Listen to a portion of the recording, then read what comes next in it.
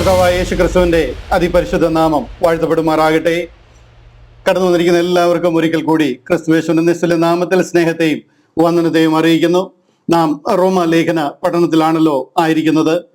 ഇന്ന് റോമാലേഖനം 8-ാം അധ്യായം പഠിച്ചു തീർക്കണം എന്ന് ഞാൻ ആഗ്രഹിക്കുകയാണ്. എന്നാൽ ഒരു ബാഡ് ന്യൂസ് അറിയിക്കുന്നു. അതായത് നമുക്ക് വീണ്ടും ഒരു ബ്രേക്ക് എടുക്കേണ്ടതായിട്ട് വരികയാണ്. അടുത്ത 2 ആഴ്ചത്തേക്ക് എനിക്ക് ഈ ക്ലാസ്സുകൾ കണ്ടക്ട് ചെയ്യാൻ കഴിയത്തില്ല. ഞാൻ ഔട്ട് ഓഫ് കൺട്രി ആയിരിക്കും. പോകുന്ന സ്ഥലത്ത് നിന്ന് എനിക്ക് സൂം മീറ്റിംഗ് കണ്ടക്ട് ചെയ്യാൻ പ്രാക്ടിക്കൽ ഡിഫിക്കൽട്ടീസ് ഉണ്ടാകും. അതുകൊണ്ട് അടുത്ത 2 ആഴ്ച നമുക്ക് റോമാലേഖന പഠനം കാണത്തില്ല. നമ്മുടെ ഈ ക്ലാസ് പുനരാരംഭിക്കുന്നത് വീണ്ടും നവംബർ 1-ാം തീയതി ആയിരിക്കും. അതിനുശേഷം അങ്ങനൊരു ഗ്യാപ്പ് വരത്തില്ല എന്ന് ഞാൻ പ്രതീക്ഷിക്കുന്നു. നവംബർ മാസം നമുക്ക് ഏകദേശം 5 ക്ലാസ്സുകൾ ലഭിക്കും. ഡിസംബർ മാസത്തിൽ നമുക്കൊരു 3 ക്ലാസ് കൂടി ലഭിക്കും. അങ്ങനെ 5 3 8 ക്ലാസ്സുകളാണ് ഈ വർഷത്തിൽ ഇനി നമുക്ക് ലഭിക്കാനുള്ളത്. എൻഡ് ഓഫ് ദി ഇയർ നമുക്ക് എക്സാം, ഞാൻ പറഞ്ഞിട്ടുണ്ടല്ലോ, ഈ റോമാലേഖനത്തിന്റെ ഒരു ടെസ്റ്റ് ഉണ്ടായിരിക്കും. ആ ഒരു ടെസ്റ്റ് എൻഡ് ഓഫ് ദി ഇയറിൽ ഉണ്ടായിരിക്കും. ജനുവരി മാസം ആദ്യ ആഴ്ചകളിൽ തന്നെ നമുക്ക് കോട്ടയത്ത് വെച്ച് ഒരു ഗ്രേസ് സെമിനാർ പ്ലാൻ ചെയ്യുന്നുണ്ട്. ഈ ടെസ്റ്റിന്റെ വിന്നറിനെ ആ സെമിനാറിൽ പ്രഖ്യാപിക്കുകയും അതിന്റെ പ്രൈസ് ഒക്കെ അവിടെ വെച്ച് കൊടുക്കുകയും ചെയ്യുന്നതായിരിക്കും ജനുവരി ആദ്യം തന്നെ. അപ്പോൾ അങ്ങനെയാണ് നമ്മൾ ഈ കാര്യങ്ങളെ ക്രമീകരിച്ചിരിക്കുന്നത്. അതായത് ഇനി നമ്മുടെ മുന്നിലുള്ള 8 ക്ലാസ്സുകളാണ്. 8 അധ്യായം കൂടെ പഠിക്കാനുണ്ട്. 9 മുതൽ 16 വരെയുള്ള അധ്യായങ്ങൾ പഠിക്കാനുണ്ട്. ഓരോ ക്ലാസ്സിലും നമുക്ക് ഓരോ ഫുൾ അധ്യായം എടുക്കേണ്ടതായിട്ട് വരും. ജനുവരി 2026 മുതൽ കൊരിന്ത്യ ലേഖനത്തിലേക്ക് കടക്കണമെന്നാണ് എൻ്റെ ആഗ്രഹം, എൻ്റെ പ്ലാൻ. ദൈവഹിതം പോലെ മുന്നോട്ട് പോകട്ടെ എന്ന് ഞാൻ പ്രാർത്ഥിക്കുന്നു. ഇന്നത്തെ ക്ലാസ്സിലേക്ക് അധികം മുഖവരകൾ ഇല്ലാതെ നേരെ ഇന്നത്തെ ക്ലാസ്സിലേക്ക് വരികയാണ്. ഇതിന് ശേഷമുള്ള ക്ലാസ്സുകൾ നമ്മളൊരു അല്പം ഫാസ്റ്റായിട്ടായിരിക്കും പോകുന്നത്. എന്നിരുന്നാലും നമുക്ക് പ്രയോജനമുള്ളതൊന്നും മറച്ചു വയ്ക്കാതെ നമുക്ക് തീർച്ചയായിട്ടും അതിൽ കൂടുതൽ കാര്യങ്ങൾ മനസ്സിലാക്കണമെന്നുണ്ടെങ്കിൽ ആ രീതിയിൽ നമുക്ക് ക്രമീകരണങ്ങൾ വരുത്താം. എന്നാൽ ഈ വർഷം കൊണ്ട് റോമാലേഖനം പഠിച്ചു തീരണം എന്ന് ഞാൻ ആഗ്രഹിക്കുകയാണ്. ഇന്നത്തെ ക്ലാസ്സിലേക്ക് നമുക്ക് വരാം. ഇന്ന് നമ്മൾ റോമാലേഖനം 8-ാം അധ്യായം 24-ാമത്തെ വാക്യം മുതൽ 39-ാമത്തെ വാക്യം വരെയാണ് ചിന്തിക്കാനായിട്ട് പോകുന്നത്. ടോപ്പ് ഗിയറിലായിരിക്കും പോകുന്നത്. നിങ്ങൾ സീറ്റ് ബെൽറ്റ് ഒക്കെ ഇട്ട് ഉറപ്പോടെ ഇരിക്കണം. Fasten your seat belt. എന്തും സംഭവിക്കാം. ആ രീതിയിൽ നമ്മൾ വളരെ ഫാസ്റ്റ് ആയിട്ടായിരിക്കും ഇന്ന് പോകുന്നത് എന്ന് ഓർപ്പിക്കുകയാണ്. അതുപോലെ തന്നെ ഇന്ന് നമ്മൾ ചിന്തിക്കുന്ന വിഷയങ്ങൾ ഒരു 5-6 മെയിൻ ടേക്ക് അവേ ഇതിലുണ്ട്. അത് നിങ്ങൾ ശ്രദ്ധിക്കണം. നമ്മൾ 24 മുതൽ 39 വരെ ചിന്തിക്കുന്നതിലെ നമ്മുടെ ഭാഗ്യകരമായ പ്രത്യാശ എന്താണ്, അതിനെക്കുറിച്ചൊരു അല്പമായിട്ട് നമ്മൾ ചിന്തിക്കും. അതുപോലെ തന്നെ പരിശുദ്ധ ആത്മാവ് നമ്മുടെ ബലഹീനതയ്ക്ക് തുണ നിൽക്കുന്നു. അതെന്താണ് അതിനെക്കുറിച്ച് പറയുന്നത് എന്നുള്ളത് ചിന്തിക്കും. മുൻ നിയമനം, പ്രീ ഡെസ്റ്റിനേഷൻ, അതെന്താണ് എന്നുള്ളതിനെ കുറിച്ചും നമ്മൾ അല്പം കൂടെ ചിന്തിക്കും. അതുപോലെ തന്നെ അവൻ നീതിമാനും നീതീകരിക്കുന്നവനുമാണ് എന്ന് പറയുന്നൊരു ഭാഗമുണ്ട്. നമ്മൾ ഇതിന്റെ 3-ാം അധ്യായത്തിലും പഠിച്ചതാണ്. അവൻ നീതിമാനും നീതീകരിക്കുന്നവനുമാണ്. Is just and justifier. അതെന്താണ് എന്നുള്ളതിനെ കുറിച്ച് അല്പം കൂടെ ചിന്തിക്കും. പിന്നെ ഇന്ന് നാം ക്രിസ്തുവിലാണ്, ഇന്ന് നാം ആദാമിലല്ല, ഇന്ന് നാം ക്രിസ്തുവിലാണ് എന്നുള്ള ആ ഒരു വസ്തുത അല്പം കൂടെ ഓപ്പൺ ആക്കി അത് നമ്മൾ മനസ്സിലാക്കുകയും അതിൽ നമ്മൾ സന്തോഷിക്കുകയും ചെയ്യും. പിന്നെ നാം ക്രിസ്തുവിന്റെ സ്നേഹത്തിൽ നിന്ന് ഇന്ന് ലോകത്തിലെ ഏത് കാര്യത്തിനും നമ്മെ വേർപിരിക്കുവാൻ കഴിയത്തില്ല എന്നുള്ളൊരു ഉറപ്പോടുകൂടി നമ്മൾ 8-ാമത്തെ അധ്യായം ഇന്ന് ചിന്തിച്ച് തീർക്കുന്നതായിരിക്കും. ഇതാണ് മെയിൻ പോയിന്റുകൾ നമ്മൾ ഇന്ന് ചിന്തിക്കുന്നതിലെ. 24-ാമത്തെ വാക്യം മുതൽ 39-ാമത്തെ വാക്യം വരെയാണ് നമ്മൾ ചിന്തിക്കുന്നത്. കറക്റ്റ് സമയത്ത് തന്നെ നിർത്തേണ്ടതായിട്ടുമുണ്ട്. അതിനുശേഷം ഇന്ന് AWI അപ്രൂവ്ഡ് വർക്ക്മാൻ ഇൻസ്റ്റിറ്റ്യൂട്ടിന്റെ ക്ലാസ് ഉണ്ട്. അത് കാരണം ഞാൻ ഈ ക്ലാസ് കഴിഞ്ഞാൽ ഉടനെ ഒരു 10 മിനിറ്റ് നിങ്ങളോടൊപ്പം ഉണ്ടായിരിക്കും.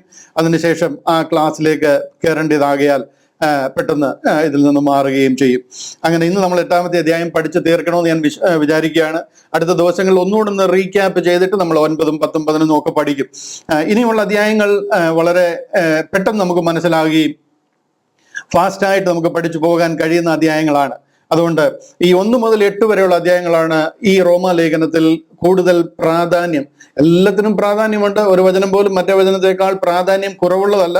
എന്നിരുന്നാലും ഇനിയുള്ള കാര്യങ്ങൾ പഠിക്കാൻ അല്പം കൂടെ ഈസി ആയിരിക്കും. അതുകൊണ്ട് എനിക്ക് ഒരല്പം ഫാസ്റ്റായിട്ട് പോകാൻ കഴിയും എന്ന് ഞാൻ വിശ്വസിക്കുന്നു. റോമാലേഖനം 8-ാം അധ്യായം 24 മുതൽ നമ്മൾ ചിന്തിച്ചു തുടങ്ങിയാണ്. അതിന് ഞാൻ അതൊന്ന് വായിക്കാം. 24-ാമത്തെ വാക്യം. പ്രത്യാശയാലല്ലോ നാം രക്ഷിക്കപ്പെട്ടിരിക്കുന്നത്. കാണുന്ന പ്രത്യാശയോ പ്രത്യാശയല്ല. ഒരുത്തൻ കാണുന്നതിനായി ഇനി പ്രത്യാശിക്കുന്നത് എന്തിന്? നാം കാണാത്തതിനായി പ്രത്യാശിക്കുന്നുവെങ്കിലോ അതിനായി ക്ഷമയോടെ കാത്തിരിക്കുന്നു. അതുകൊണ്ട് തന്നെ ആത്മാവ് നമ്മുടെ ബലഹീനതയ്ക്ക് തുണ നിൽക്കുന്നു. വേണ്ടും പോലെ പ്രാർത്ഥിക്കേണ്ടത് എന്തെന്ന് നാം അറിയുന്നില്ലല്ലോ. ആത്മാവ് തന്നെ ഉച്ചരിച്ചു കൂടാത്ത ഞരക്കങ്ങളാൽ നമുക്ക് വേണ്ടി പക്ഷപാതം ചെയ്യുന്നു. എന്നാൽ ആത്മാവ് വിശുദ്ധർക്ക് വേണ്ടി ദൈവഹിതപ്രകാരം പക്ഷപാതം ചെയ്യുന്നത് കൊണ്ട് ആത്മാവിന്റെ ചിന്ത ഇന്നതെന്ന് ഹൃദയങ്ങളെ പരിശോധിക്കുന്നവൻ അറിയുന്നു. എന്നാൽ ദൈവത്തെ സ്നേഹിക്കുന്നവർക്ക് നിർണയപ്രകാരം വിളിക്കപ്പെട്ടവർക്ക് തന്നെ സകലവും നന്മയ്ക്കായി കൂടി വ്യാപരിക്കുന്നു എന്ന് നാം അറിയുന്നു. നമ്മൾ അവിടെ നിന്ന് നിർത്തിയിട്ട് നമുക്ക് വീണ്ടും തിരിച്ചു വരാം. 24-ാമത്തെ വാക്യം, പ്രത്യാശയാലല്ലോ നാം രക്ഷിക്കപ്പെട്ടിരിക്കുന്നത്, കാണുന്ന പ്രത്യാശയോ പ്രത്യാശയല്ല. ഒരുത്തൻ കാണുന്നതിനായി ഇനി പ്രത്യാശിക്കുന്നത് എന്തിന്? ഇവിടെ കാണുന്ന പ്രത്യാശയോ പ്രത്യാശയല്ല, കാഴ്ചയാലല്ല. നമ്മുടെ പ്രത്യാശ വിശ്വാസത്താലാണ് നാം നടക്കുന്നത്. കാഴ്ചയാലല്ല, വിശ്വാസത്താലാണ് നാം നടക്കുന്നത്. കാണുന്നത് അതിനുവേണ്ടി പ്രത്യാശിക്കേണ്ടത് ആവശ്യമില്ല. നമ്മുടെ ഏറ്റവും ഭാഗ്യകരമായ പ്രത്യാശ അതെന്താണെന്ന് ചോദിച്ചു കഴിഞ്ഞാൽ നാം രൂപാന്തരം പ്രാപിക്കാൻ പോകുന്നു എന്നുള്ളതാണ്. നമുക്ക് ഈ ലോകത്തിലെ ഒരു കാര്യങ്ങളുമല്ല നമ്മുടെ പ്രത്യാശ എന്ന് പറയുന്നത്. ഈ ലോകത്തിൽ നമ്മൾ ആഗ്രഹിക്കുന്ന എന്തെങ്കിലും ലഭിക്കുമെന്നേ അല്ല. നമ്മുടെ പ്രത്യാശ നാം ഒരു നാൾ രൂപാന്തരം പ്രാപിക്കും. സഭയുടെ ഉൽപ്രാപണം നടക്കും. നമ്മുടെ ഗ്ലോറിഫിക്കേഷൻ, നമ്മുടെ തേജസ്കരണം നടക്കാൻ പോകുന്നു. നാം അതിനായി ക്ഷമയോടെ കാത്തിരിക്കുന്നു. അതധികം വിദൂരമല്ലാത്ത ഭാവിയിൽ നടക്കും. ഏത് സമയത്തും നമ്മുടെ ആ ഒരു രൂപാന്തരവും സഭയുടെ ഉൽപ്രാപണവും ഇവിടെ ഉണ്ടാകാനായിട്ട് പോവുകയാണ്. ഈ ലോകത്തിൽ കാണുന്ന ഒരു കാര്യത്തിലും നമ്മൾ പ്രത്യാശ വെച്ചിട്ടില്ല. കാര്യം നാം ഈ ലോകക്കാരല്ല. ഈ ലോകത്തിലുള്ള ഒന്നും ശാശ്വതമല്ല. ഈ കാണുന്നതെല്ലാം ടെമ്പററിയാണ്. ഇവിടുത്തെ ഒരു കാര്യങ്ങളിലും നമ്മൾ പ്രത്യാശ വെക്കരുത്, നമ്മൾ വെച്ചിട്ടില്ല. നമ്മുടെ പ്രത്യാശ എറ്റേണൽ, അതായത് എന്നും എന്നേക്കുമുള്ളതാണ്. ലോകത്തിലെ എന്തെങ്കിലുമാണ് നമ്മുടെ പ്രത്യാശയെങ്കിൽ ഈ ലോകത്തിലുള്ള എന്ത് തന്നെ ആയിരുന്നാലും, ഈ ലോകം തന്നെ ആയിരുന്നാലും, ഈ അഖിലാണ്ട ഉലകത്തെ മുഴുവനും നമുക്ക് തരുമെന്ന് പറഞ്ഞാലും ഇതെല്ലാം കത്തി അഴിഞ്ഞു പോകാനുള്ളതാണ്.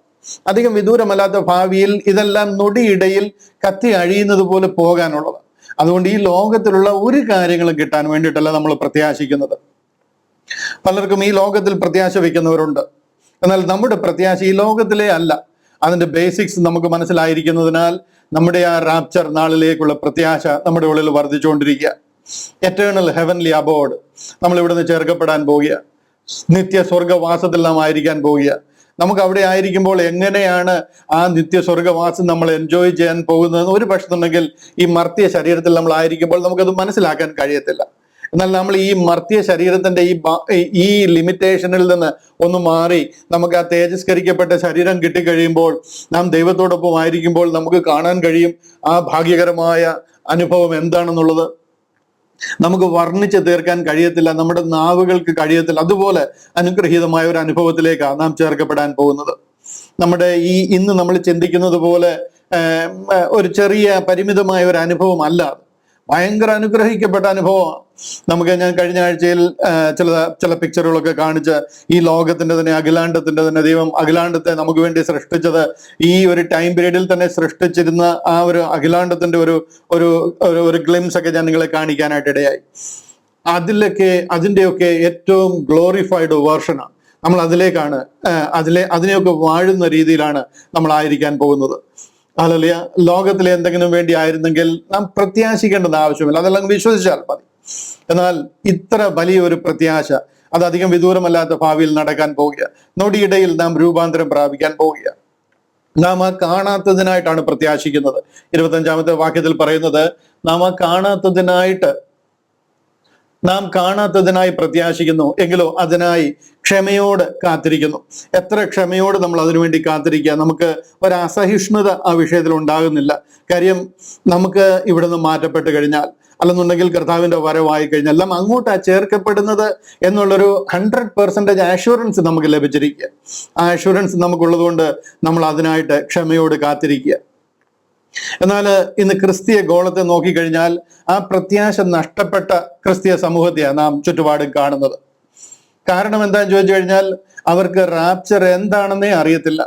റാപ്ചർ ഉണ്ടോ എന്നറിയാത്ത അനേക കോടി ക്രിസ്ത്യാനികൾ ഇന്ന് ക്രിസ്ത്യൻഡത്തിലുണ്ട്. 300 കോടി ക്രിസ്ത്യാനി ഉള്ളതിൽ ഭൂരിപക്ഷത്തിനും റാപ്ചർ എന്ന് പറയുന്ന ഒരു സംഗതി ഉണ്ടെന്നേ അറിയത്തില്ല. അത് എന്നാണെന്ന് അറിയത്തില്ല. അത് ആർക്കും അറിയത്തില്ല എന്നാണെന്ന്. അറ്റ്ലീസ്റ്റ് ഏത് കാലഘട്ടത്തിൽ നടക്കും, അതിനുശേഷം എന്ത് നടക്കും, അതിനു മുമ്പ് എന്ത് നടക്കും, ഈ ഒരു കാര്യമെങ്കിലും തിരുവചനത്തിൽ നിന്ന് നമുക്ക് ചിന്തിക്കുവാനായിട്ട് കഴിയും. എക്സാക്ട് ഇയറും ഡേറ്റും ഒന്നും അറിയത്തില്ലെങ്കിൽ ഒരിക്കൽ പോലും നമുക്കത് പറയാൻ കഴിയത്തില്ല. ഒരു ഇയറും ഒരു ഡേറ്റും ഒന്നും നമുക്ക് പറയാൻ കഴിയത്തില്ല. അതെല്ലാം ദൈവത്തിന്റെ ഡിസ്ക്രിപ്ഷനിലിരിക്കുന്ന കാര്യങ്ങളാണ്. പക്ഷെ എന്നുണ്ടെങ്കിൽ അത് എത്ര തന്നെ ആയിരുന്നാലും അത് നമുക്ക് ലഭിക്കാൻ പോകുന്നതിലുള്ള സന്തോഷം അതിഭയങ്കരമാണ്. എന്നാൽ ഇന്ന് ക്രിസ്തീയ വിഭാഗങ്ങൾ അവർക്ക് റാപ്ചർ ഉണ്ടെന്നറിയാവുന്ന ഒരു ചുരുക്കമാണ്. അങ്ങനെ ഒരു സംഗതിയെ ഉണ്ടെന്ന് ഒരു വലിയ ഗ്രൂപ്പിനും അറിയത്തില്ല. എന്തിനാണ് റാപ്ചർ എന്ന് അറിയത്തില്ല. ഒരു ചിലർക്കൊക്കെ അറിയാം റാപ്ചർ ഉണ്ടെന്നുള്ളത്, പക്ഷെ എങ്കിൽ അതും എന്തിനാണെന്ന് അറിയത്തില്ല. ഇവിടുന്ന് എന്തോ നമ്മൾ ഇവിടുന്ന് മാറ്റപ്പെടാൻ പോകുന്നു, നമ്മൾ ഇവിടെ ദൈവം മഹോപദ്രവം അയക്കാൻ പോകുന്നു, ആ ഒരു സമയത്തേക്ക് നമ്മളെ ഇവിടുന്ന് ടെമ്പററി ആയിട്ട് മാറ്റുന്നു, അതിനുശേഷം വീണ്ടും നമ്മൾ തിരിച്ച് ഈ ഭൂമിയിലേക്ക് വരുന്നു എന്നൊക്കെയാണ് നമ്മൾ അറിയാവുന്നവരും കൂടി ചിന്തിച്ചിരിക്കുന്നത്. ഹോശേയ പ്രവചനം 4-ാം അധ്യായം 6-ാം വാക്യം നോക്കിയാൽ, ഹോശേയ 4:6 നോക്കിയാൽ നമുക്ക് കാണാം, പരിജ്ഞാനം ഇല്ലായികയാൽ എന്റെ ജനം നശിച്ചു പോകുന്നു. കർത്താവ് ലോകത്തിലായിരുന്നപ്പോൾ പല ആവർത്തി പറഞ്ഞിട്ടുള്ള റെഫറൻസ് ആയത്. പരിജ്ഞാനം ഇല്ലായികയാൽ എന്റെ ജനം നശിച്ചു പോകുന്നു. ഈ കാര്യങ്ങളെക്കുറിച്ച് നമ്മൾ അറിയുകയും തിരുവചനത്തിൽ കൂടി ഇത് മനസ്സിലാക്കുകയും ചെയ്തു കഴിയുമ്പോൾ, ഹല്ലേലൂയ, ആ ദൈവിക പരിജ്ഞാനം നമ്മുടെ ഉള്ളിലേക്ക് വന്നു കഴിയുമ്പോൾ അനേകരെ ഇരുട്ടിൽ നിന്ന് വെളിച്ചത്തിലേക്ക് നയിക്കുവാൻ ദൈവം നമുക്ക് കൃപ തരും. ഇന്ന് നമുക്ക് ക്ഷമയോട് കാത്തിരിക്കാനേ പറ്റുന്ന ഒരു കാലഘട്ടമല്ല. പൊതുവെ നോക്കിക്കഴിഞ്ഞാൽ നമ്മൾ എന്താ പറയുന്നത്, ഫാസ്റ്റ് ഫുഡിന്റെയും എല്ലാ കാര്യങ്ങളും ഫാസ്റ്റായിട്ട് നടക്കണം, ക്ഷമയൊന്നും ആർക്കുമില്ല, എല്ലാം ചടുപടാൻ നടക്കണം, കാത്തിരിക്കാൻ ആർക്കും താല്പര്യമില്ല. ഫാസ്റ്റ് ഫുഡിന്റെ സമയം, മാക്ഡൊണാൾഡ്, KFC, പിസ്സ, ഇതെല്ലാം ഡ്രൈവ് ത്രൂ ആ. നമ്മൾ വരുമ്പോൾ തന്നെ അവിടെ നിന്ന് ഓർഡർ കൊടുക്കും, അത് കറങ്ങി ഈ സൈഡിൽ വരുമ്പോഴത്തന്നെ സംഗതി റെഡി ആയിരിക്കും, അവിടുന്ന് എടുത്തുകൊണ്ട് പോവുക. ഇവിടെ ആർക്കും നിന്ന് കുക്ക് ചെയ്ത് അതിൽ നിന്ന് ക്ഷമയോട് നിൽക്കാൻ താല്പര്യമുള്ള സമയമുള്ള കാലത്തല്ല നമ്മൾ താമസിക്കുന്നത്. എന്നാൽ വളരെ ക്ഷമയോട് നമ്മുടെ ആ ഭാഗ്യകരമായ പ്രത്യാശയ്ക്കായിട്ട് അനുദിനം നമ്മൾ കാത്തിരിക്കുക. ആ തിരുവചനത്തിൽ കൂടെ നമ്മൾ ഏതാ ഓർപ്പിക്കുന്നത്, നാം കാണാത്തതിനായി പ്രത്യാശിക്കുന്നു, എങ്കിലോ അതിനായി ക്ഷമയോട് കാത്തിരിക്കുന്നു. ഹല്ലേലൂയ. ഇവിടെ റോമാലേഖനം 5-ാം അധ്യായം അതിന്റെ 5-ാം അധ്യായം അതിന്റെ 3, 4, 5 വാക്യങ്ങൾ കൂടെ ഞാനൊന്ന് വായിച്ച് കേൾപ്പിക്കാം. അതിനോടുള്ള ബന്ധത്തിൽ ഇവിടെ പറയുകയാണ്, റോമാലേഖനം 5-ാം അധ്യായം അതിന്റെ 3, 4, 5 വാക്യങ്ങൾ. അത് തന്നെയല്ല, കഷ്ടത സഹിഷ്ണുതയെയും, സഹിഷ്ണുത സിദ്ധതയെയും, സിദ്ധത പ്രത്യാശയും ഉളവാക്കുന്നു എന്നറിഞ്ഞ്, 4-ാം വാക്യം, നാം കഷ്ടങ്ങളിലും പ്രശംസിക്കുന്നു. 5-ാം വാക്യം, പ്രത്യാശയ്ക്കോ ഭംഗം വരുന്നില്ല, ദൈവത്തിന്റെ സ്നേഹം നമുക്ക് നൽകപ്പെട്ട പരിശുദ്ധാത്മാവിനാൽ നമ്മുടെ ഹൃദയങ്ങളിൽ പകർന്നിരിക്കുന്നുവല്ലോ. എത്ര അനുഗ്രഹിക്കപ്പെട്ട വാക്യങ്ങളാണ് നോക്കിയേ. ഇതെല്ലാം ആ കണക്ട് ചെയ്ത് ഇത് എപ്പം നടക്കുന്നു, എന്തിനു വേണ്ടി, ആർക്ക് പറഞ്ഞിരിക്കുന്നു എന്നൊക്കെ ഒന്ന് മനസ്സിലായി കഴിയുമ്പോൾ ഈ 5-ന്റെ 3 നമ്മൾ എത്രയോ പ്രാവശ്യം വായിച്ചിട്ടുണ്ട്. നമുക്ക് അത് ആ കഷ്ടത സഹിഷ്ണുതയെ എങ്ങനെയാണ് ഉളവാക്കുന്നത്, ആ സഹിഷ്ണുത സിദ്ധതയും, സിദ്ധത പ്രത്യാശയെ ഉളവാക്കുന്നു എന്നൊക്കെ പറഞ്ഞു കഴിഞ്ഞാൽ അതിന്റെ ആ ഒരു കോണ്ടെക്സ്റ്റ് നമുക്ക് അറിയത്തില്ല എന്നുണ്ടെങ്കിൽ നമുക്കത് എൻജോയ് ചെയ്യാൻ കഴിയത്തില്ല. നമ്മുടെ ജീവിതത്തിൽ ട്രിബുലേഷൻസ് ഉണ്ടാകും, കഷ്ടതകൾ ഉണ്ടാകും. അത് നമുക്ക് പേഷ്യൻസ്, അതായത് സഹിഷ്ണുത, ആ സഹിഷ്ണുതയെ വളർത്തുകയാണ്. നമുക്ക് ഈ കാലഘട്ടങ്ങളിൽ പ്രത്യേകിച്ച് നോക്കിക്കഴിഞ്ഞാൽ നമുക്കെതിരായിട്ട് ഒരു 10-20 വീഡിയോയിൽ കൂടിയാണ് ജനം നമുക്കെതിരായിട്ട് തിരിഞ്ഞിരിക്കുന്നത്. നമ്മൾ പറയുന്ന ഉപദേശങ്ങൾക്കെതിരായിട്ട് തിരിഞ്ഞിരിക്കുന്നത് ഒരു 20 വീഡിയോയ്ക്കടുത്താണ് റിലീസായിരിക്കുന്നത് ഒരു മാസത്തിനുള്ളിൽ. എല്ലാ സൈഡിലും നമ്മളെ അറ്റാക്ക് ചെയ്യാനായിട്ട് നോക്കും, വീഡിയോയിൽ കൂടിയും ഫേസ്ബുക്കിൽ കൂടിയും ലേഖനങ്ങളിൽ കൂടിയും അതിന് കമന്റുകളായിട്ടും ഒക്കെ. എന്നാൽ അതിനൊക്കെ മറുപടിയായിട്ട് അവരെ പറഞ്ഞ് മനസ്സിലാക്കാനായിട്ട് നമ്മളിടുന്ന എഫേർട്ട്, അതൊക്കെ എത്ര കാര്യമായിട്ട് അവർ ശ്രദ്ധിക്കുന്നു എന്നുള്ളത് സംശയമാണ്. എത്ര അനുഗ്രഹിക്കപ്പെട്ട കാര്യങ്ങളാണ് നമ്മൾ പറയുന്നത്. സംഭവം ക്രിസ്ത്യൻതത്തിന് അത് മനസ്സിലാകാതെ പോയിരിക്കുന്നു.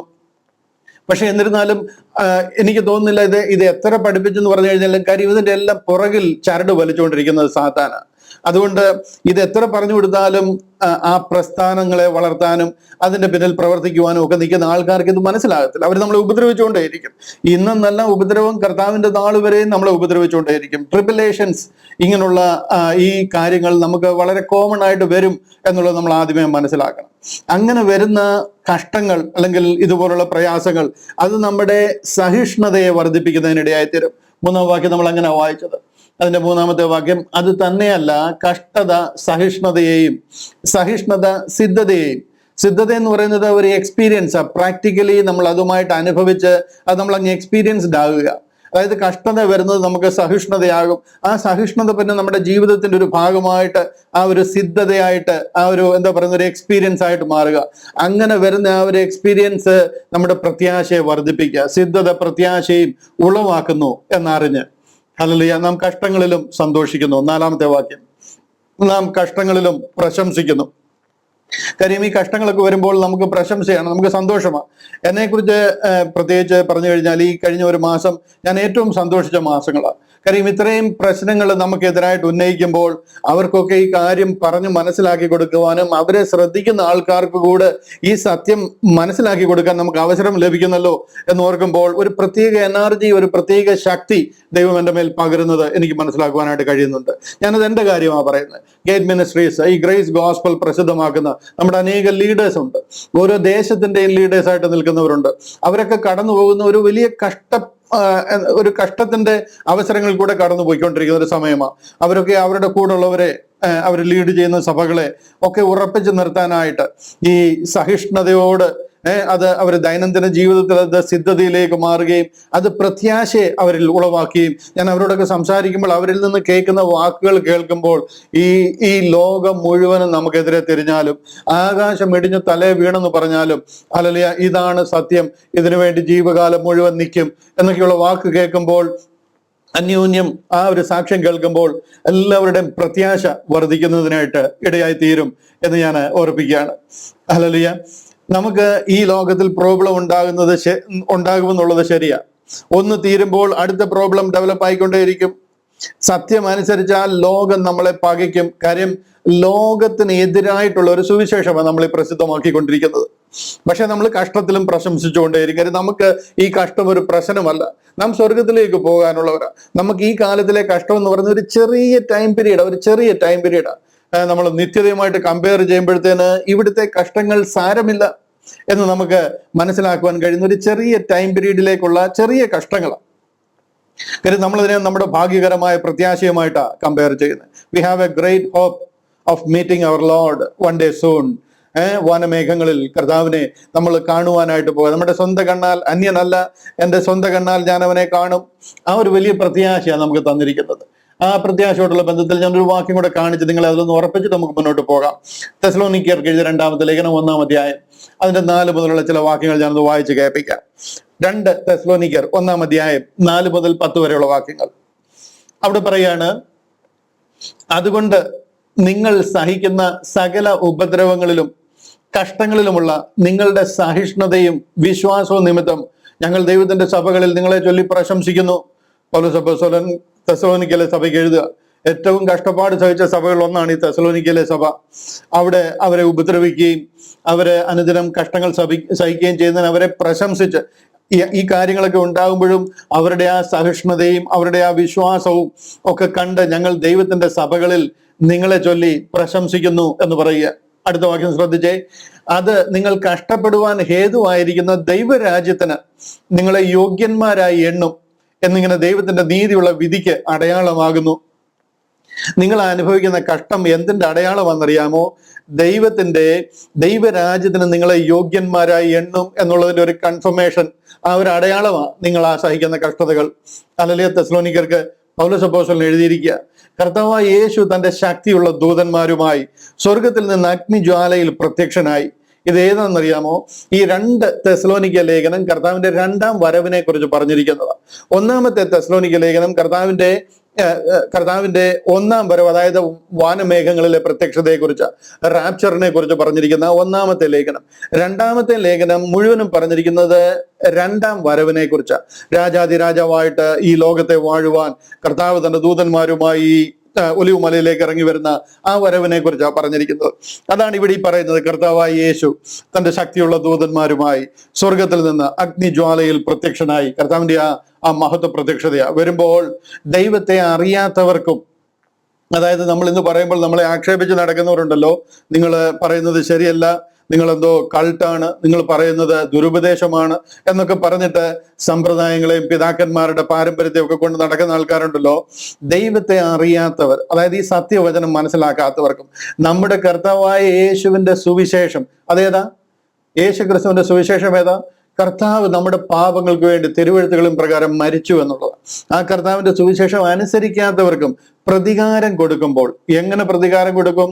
ആ ട്രിബുലേഷൻ പീരീഡ് നടക്കുക, അതിലെ കഷ്ടതയിൽ കൂടി അവരെ കഷ്ടം കടിക്കുന്ന ആ ഒരു അവസ്ഥയിൽ കൂടി അവർ കടന്നു പോകും. ലോകം ഇതുവരെ ഉണ്ടായിട്ടുള്ളതിലെ ഏറ്റവും ഭയാനകമായ ദിവസങ്ങളിൽ കൂടെ അവർ കടന്നു പോകും. സുവിശേഷം അനുസരിക്കാത്തവർക്കും പ്രതികാരം കൊടുക്കുമ്പോൾ നിങ്ങളെ പീഡിപ്പിക്കുന്നവർക്ക് പീഡയും, അതായത് ഇന്ന് നിങ്ങൾക്ക് ആര് കഷ്ടം തരുന്നോ അവർക്ക് പീഡയും, പീഡ അനുഭവിക്കുന്ന നിങ്ങൾക്ക്, അതായത് ഇന്ന് കഷ്ടം അനുഭവിക്കുന്ന നിങ്ങൾ, നമുക്കിന്ന് കഷ്ടമുണ്ട്, ആ കഷ്ടം അനുഭവിക്കുന്ന നിങ്ങൾക്ക് ഞങ്ങളോട് കൂടെ, പോൾ പറയാം, ഞങ്ങളോട് കൂടെ, ഞങ്ങൾ എവിടെ ആയിരിക്കും? ഞങ്ങൾ സ്വർഗത്തിലായിരിക്കും. ഞങ്ങളോട് കൂടെ ആശ്വാസവും പകരം നൽകുന്ന ദൈവസന്നിധിയിൽ, പകരം നൽകുന്നത് ദൈവസന്നിധിയിൽ നീതിയല്ലോ. നമ്മൾ അന്ന് ദൈവസന്നിധിയിൽ ആശ്വസിക്കും. ദൈവത്തിന്റെ സന്നിധിയിൽ പൗലോസിനോടും മറ്റ് അപ്പോസ്തലന്മാരോട് ചേർന്ന് നാം ദൈവത്തിന്റെ സന്നിധിയിൽ സന്തോഷിക്കും. ഇംഗ്ലീഷിൽ പറയുന്നത് കണ്ടോ? And to you who are troubled rest with us. കണ്ടോ? റെസ്റ്റ് വിത്ത് അസ് എന്ന് പറഞ്ഞു കഴിഞ്ഞാൽ അവരോടൊപ്പം നാം ദൈവത്തിന്റെ സന്നിധിയിൽ സന്തോഷത്തോടു കൂടി ആയിരിക്കും. And you who are troubled, നമ്മൾ ഇന്ന് കഷ്ടം അനുഭവിക്കുന്ന നമ്മൾ, rest with us when the Lord Jesus shall be revealed from heaven with his mighty angels. കർത്താവ് രാജാതിരാജാവായിട്ട് ഈ ലോകത്തെ വാഴുവാൻ വരുമ്പോൾ we will be resting with the saints in the heavenlies. And to you who are troubled rest with us. മനസ്സിലാകുന്നുണ്ടോ നിങ്ങൾക്കത്? കർത്താവ് രാജാവായിട്ട് വരുമ്പോൾ നിങ്ങളെ പീഡിപ്പിക്കുന്നവർക്ക് പീഡയും, പീഡ അനുഭവിക്കുന്ന നിങ്ങൾക്ക് ഞങ്ങളോടുകൂടെ ആശ്വാസവും പകരം നൽകുന്നത് ദൈവസന്നിധിയിൽ നീതിയല്ലോ. അതാണ്, ദൈവം നീതിയായിട്ട് ചെയ്യുന്നവനാണ്. നമ്മളെ ഇന്ന് പീഡിപ്പിക്കുന്നവർക്ക് പീഡ കൊടുക്കുമ്പോൾ നാം അന്ന് ദൈവത്തിന്റെ സന്നിധിയിൽ ഹല്ലേലൂയ സന്തോഷത്തോടെ ആയിരിക്കും. ആ നാളിൽ അവൻ തന്റെ വിശുദ്ധന്മാരിൽ മഹത്വപ്പെടേണ്ടതിനും ഞങ്ങളുടെ സാക്ഷ്യം നിങ്ങൾ വിശ്വസിച്ചതുപോലെ വിശ്വസിച്ച എല്ലാവരിലും താൻ അതിശയ വിഷയമാകേണ്ടതിനും വരുമ്പോൾ സുവിശേഷം അനുസരിക്കാത്തവർ കർത്താവിന്റെ സന്നിധാനവും അവന്റെ വല്ലഭത്വത്തോടു കൂടിയ മഹത്വവും വിട്ടകന്ന് നിത്യനാശം എന്ന ശിക്ഷാവിധി അനുഭവിക്കും. ഇതുണ്ടാകാതിരിക്കാൻ വേണ്ടിയിട്ടാണ് നമ്മളിത് വീണ്ടും വീണ്ടും ഇവരോട് പറഞ്ഞു കൊടുക്കുകയും പഠിപ്പിക്കാൻ ചെയ്യുകയും ശ്രമിക്കുന്നത്. അങ്ങനെ വരുമ്പോൾ സുവിശേഷം അനുസരിക്കാത്തവർ അതാരാ? ഇവിടെ എന്താണ് ഈ സുവിശേഷം എന്ന് പറയുന്നത് അറിയാമോ? ലോകത്തിൽ ഇന്ന് നമ്മെ രക്ഷിക്കുന്ന ഒരേ ഒരു സുവിശേഷമേ ഉള്ളൂ. കർത്താവ് കാൽവറി ക്രൂശിൽ നമുക്ക് വേണ്ടി പരമയാഗമായി എന്നുള്ളതാണ്. ആ സുവിശേഷം അനുസരിക്കാത്തവർ ഇന്ന് ഒത്തിരി പേര് പറയും ഞങ്ങളതെല്ലാം അനുസരിക്കുന്നുണ്ട്, ആര് പറഞ്ഞു ഞങ്ങൾ അനുസരിക്കുന്നില്ല എന്ന്? ഞങ്ങളുടെ സുവിശേഷം അതാണ്, ഞങ്ങളത് അനുസരിക്കുന്നുണ്ടെന്ന് പറയും. ഈ പറയുന്നവർക്കെല്ലാം ഈ കാര്യം അറിയാം. അതാ ഞാൻ പറയുന്നത്, സാത്താൻ ഈ ക്രൂശ് അറിയത്തില്ല എന്നാരും പറയാനിടയാകില്ല. കാര്യം വളരെ തന്ത്രപരമായിട്ടാണ് സാത്താൻ ഇത് ക്രിസ്തണ്ടത്തിൽ എക്സിക്യൂട്ട് ചെയ്തിരിക്കുന്നത്. ക്രിസ്ത്യാനിക്ക് ഏതെങ്കിലും ക്രിസ്തീയ മാർഗത്തിൽ ക്രൂശ് ഇല്ലാതുണ്ടോ? നിങ്ങളൊന്ന് ആലോചിച്ച് നോക്കി. ഏത് മാർഗത്തിൽ നോക്കിക്കഴിഞ്ഞാൽ ക്രൂശ് അങ്ങ് മേലെ മുതൽ താഴെ വരെ ക്രൂശാണ്. കംപ്ലീറ്റ് എടുത്തും ക്രൂശായിരിക്കും. ക്രിസ്ത്യാനി എന്ന് പറയുമ്പോഴേ അതിന്റെ സിമ്പലേ ക്രൂശായിരിക്കും. പക്ഷെ എന്നുണ്ടെങ്കിൽ ആ ക്രൂശിന്റെ മഹത്വം എന്താണ്, അതിലൂടെ നടന്നിരിക്കുന്നത് എന്താണെന്ന് ഒരു ക്രിസ്ത്യാനിക്കും അറിയത്തില്ല. കർത്താവ് കാൽവറിയിൽ യാഗമായി, കർത്താവ് മരിച്ചു, കഷ്ടം അനുഭവിച്ചു, മരിച്ചു എന്നുള്ളതല്ലാതെ എന്താണ് അതിന്റെ മഹത്വം എന്ന് അറിയത്തില്ല. ഞങ്ങളുടെ സുവിശേഷം അതാണെന്നൊക്കെ പറയും. പക്ഷെ രക്ഷിക്കപ്പെടണമെന്നുണ്ടെങ്കിൽ ഇവിടെ ഒരു 250 കൂട്ടം കാര്യങ്ങൾ ചെയ്തു വെച്ചിട്ടുണ്ട്. അതൊക്കെ ചെയ്തില്ല എന്നുണ്ടെങ്കിൽ നിങ്ങൾ നിത്യ നരകാഗ്നിയിലേക്ക് പോകുന്ന പറയുന്നത്. ഇത് കർത്താവ് മരിച്ചു എന്നുള്ളത് ശരിയാണ്, പക്ഷെ അതിൽ വിശ്വസിച്ചത് കൊണ്ട് രക്ഷ എന്നുള്ളൊരു കാര്യത്തെക്കുറിച്ച് ഒരുത്തർക്കും വലിയ താല്പര്യവും വലിയ വിശ്വാസവും ഇല്ല. ഈ കർത്താവിന്റെ ക്രൂശ്, കാൽവറിയിൽ കൂടെ ഒഴുകിയിരിക്കുന്ന തങ്ക രക്തത്താൽ നമ്മളെ വിലയ്ക്ക് വാങ്ങിയിരിക്കുക. അതിൻ്റെ അപ്പുറത്ത് വേറെ എന്ത് ശുശ്രൂഷയാണ് നിങ്ങൾക്ക് വേണ്ടത്? ഹല്ലേലൂയ. കർത്താവ് നമ്മളെ അവന്റെ രക്തത്താൽ വിലയ്ക്ക് വാങ്ങിയിരിക്കുക. ആ സുവിശേഷത്തിന്റെ കാര്യമാണ് ഇവിടെ പറയുന്നത്.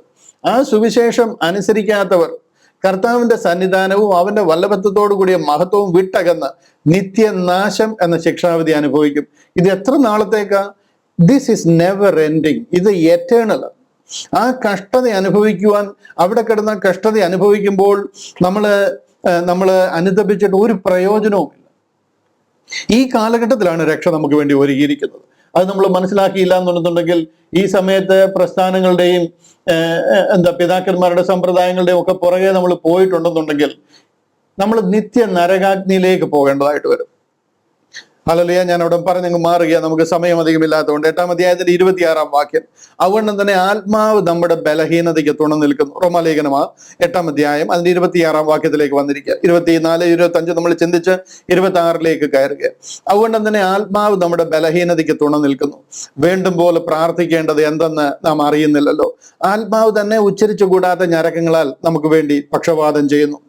ഇവിടെ പരിശുദ്ധ ആത്മാവ് നമ്മുടെ ബലഹീനതയ്ക്ക് തുണ നിൽക്കുക. പരിശുദ്ധ ആത്മാവ് നമ്മുടെ ഉള്ളിലുണ്ട്. കർത്താവിന്റെ വരവ് വരെ, ആ വീണ്ടെടുപ്പിൻ നാള് വരെ നമ്മളെ മുദ്രയിട്ടിരിക്കുക, നമ്മുടെ ആത്മാവിന്റെ മേൽ പൊതിയപ്പെട്ടിരിക്കുക. നമുക്ക് വേണ്ടുന്ന തുണ നിന്ന് നമ്മളെ അവിടെ കൊണ്ട് എത്തിക്കുക. അത് പരിശുദ്ധ ആത്മാവിന്റെ ഉത്തരവാദിത്തം. ആ പരിശുദ്ധ ആത്മാവിനെ അച്ചാരമായിട്ട് തന്നിരിക്കുക, അഡ്വാൻസ് ആയിട്ട്, ഡൗൺ പേയ്മെന്റ് ആയിട്ട്. ദൈവത്തിന്റെ വകയാണെന്നുള്ളതിന്റെ സീലാണത്. അതിനൊരു ഡൗൺ പേയ്മെന്റ് തന്നിരിക്കുക. നമ്മൾ എന്തെങ്കിലും കാര്യങ്ങൾ വാങ്ങാൻ പോകുമ്പോൾ, കാറ്, വീട് ഒക്കെ വാങ്ങാൻ പോകുമ്പോൾ നമ്മൾ ഡൗൺ പേയ്മെന്റ് കൊടുക്കുന്നത് എന്തിനാ? ഇത് ഞാൻ വാങ്ങിച്ചോളാം എന്നുള്ളതിന്റെ അഡ്വാൻസ്, അഷുറൻസ്. ദൈവം നമുക്ക് പരിശുദ്ധ ആത്മാവിനെ അച്ചാരമായി നമ്മുടെ ഉള്ളിൽ തന്നിരിക്കുക. ഇതെന്റെ വകയാണ്, ഞാൻ ഇവനെ എൻ്റെ മകനായിട്ട് തീർക്കുകയാണ് എന്നുള്ളതിന്റെ അഡ്വാൻസ് നമുക്ക് തന്നിരിക്കുക. ആ പരിശുദ്ധ ആത്മാവ് നമുക്ക് തുണ നിൽക്കും. ഇതിന്റെ 16-ാമത്തെ വാക്യം കണ്ടോ? നമ്മൾ 26-ആയി വായിക്കുന്നു. അതിന്റെ 16-ാമത്തെ വാക്യം കണ്ടോ?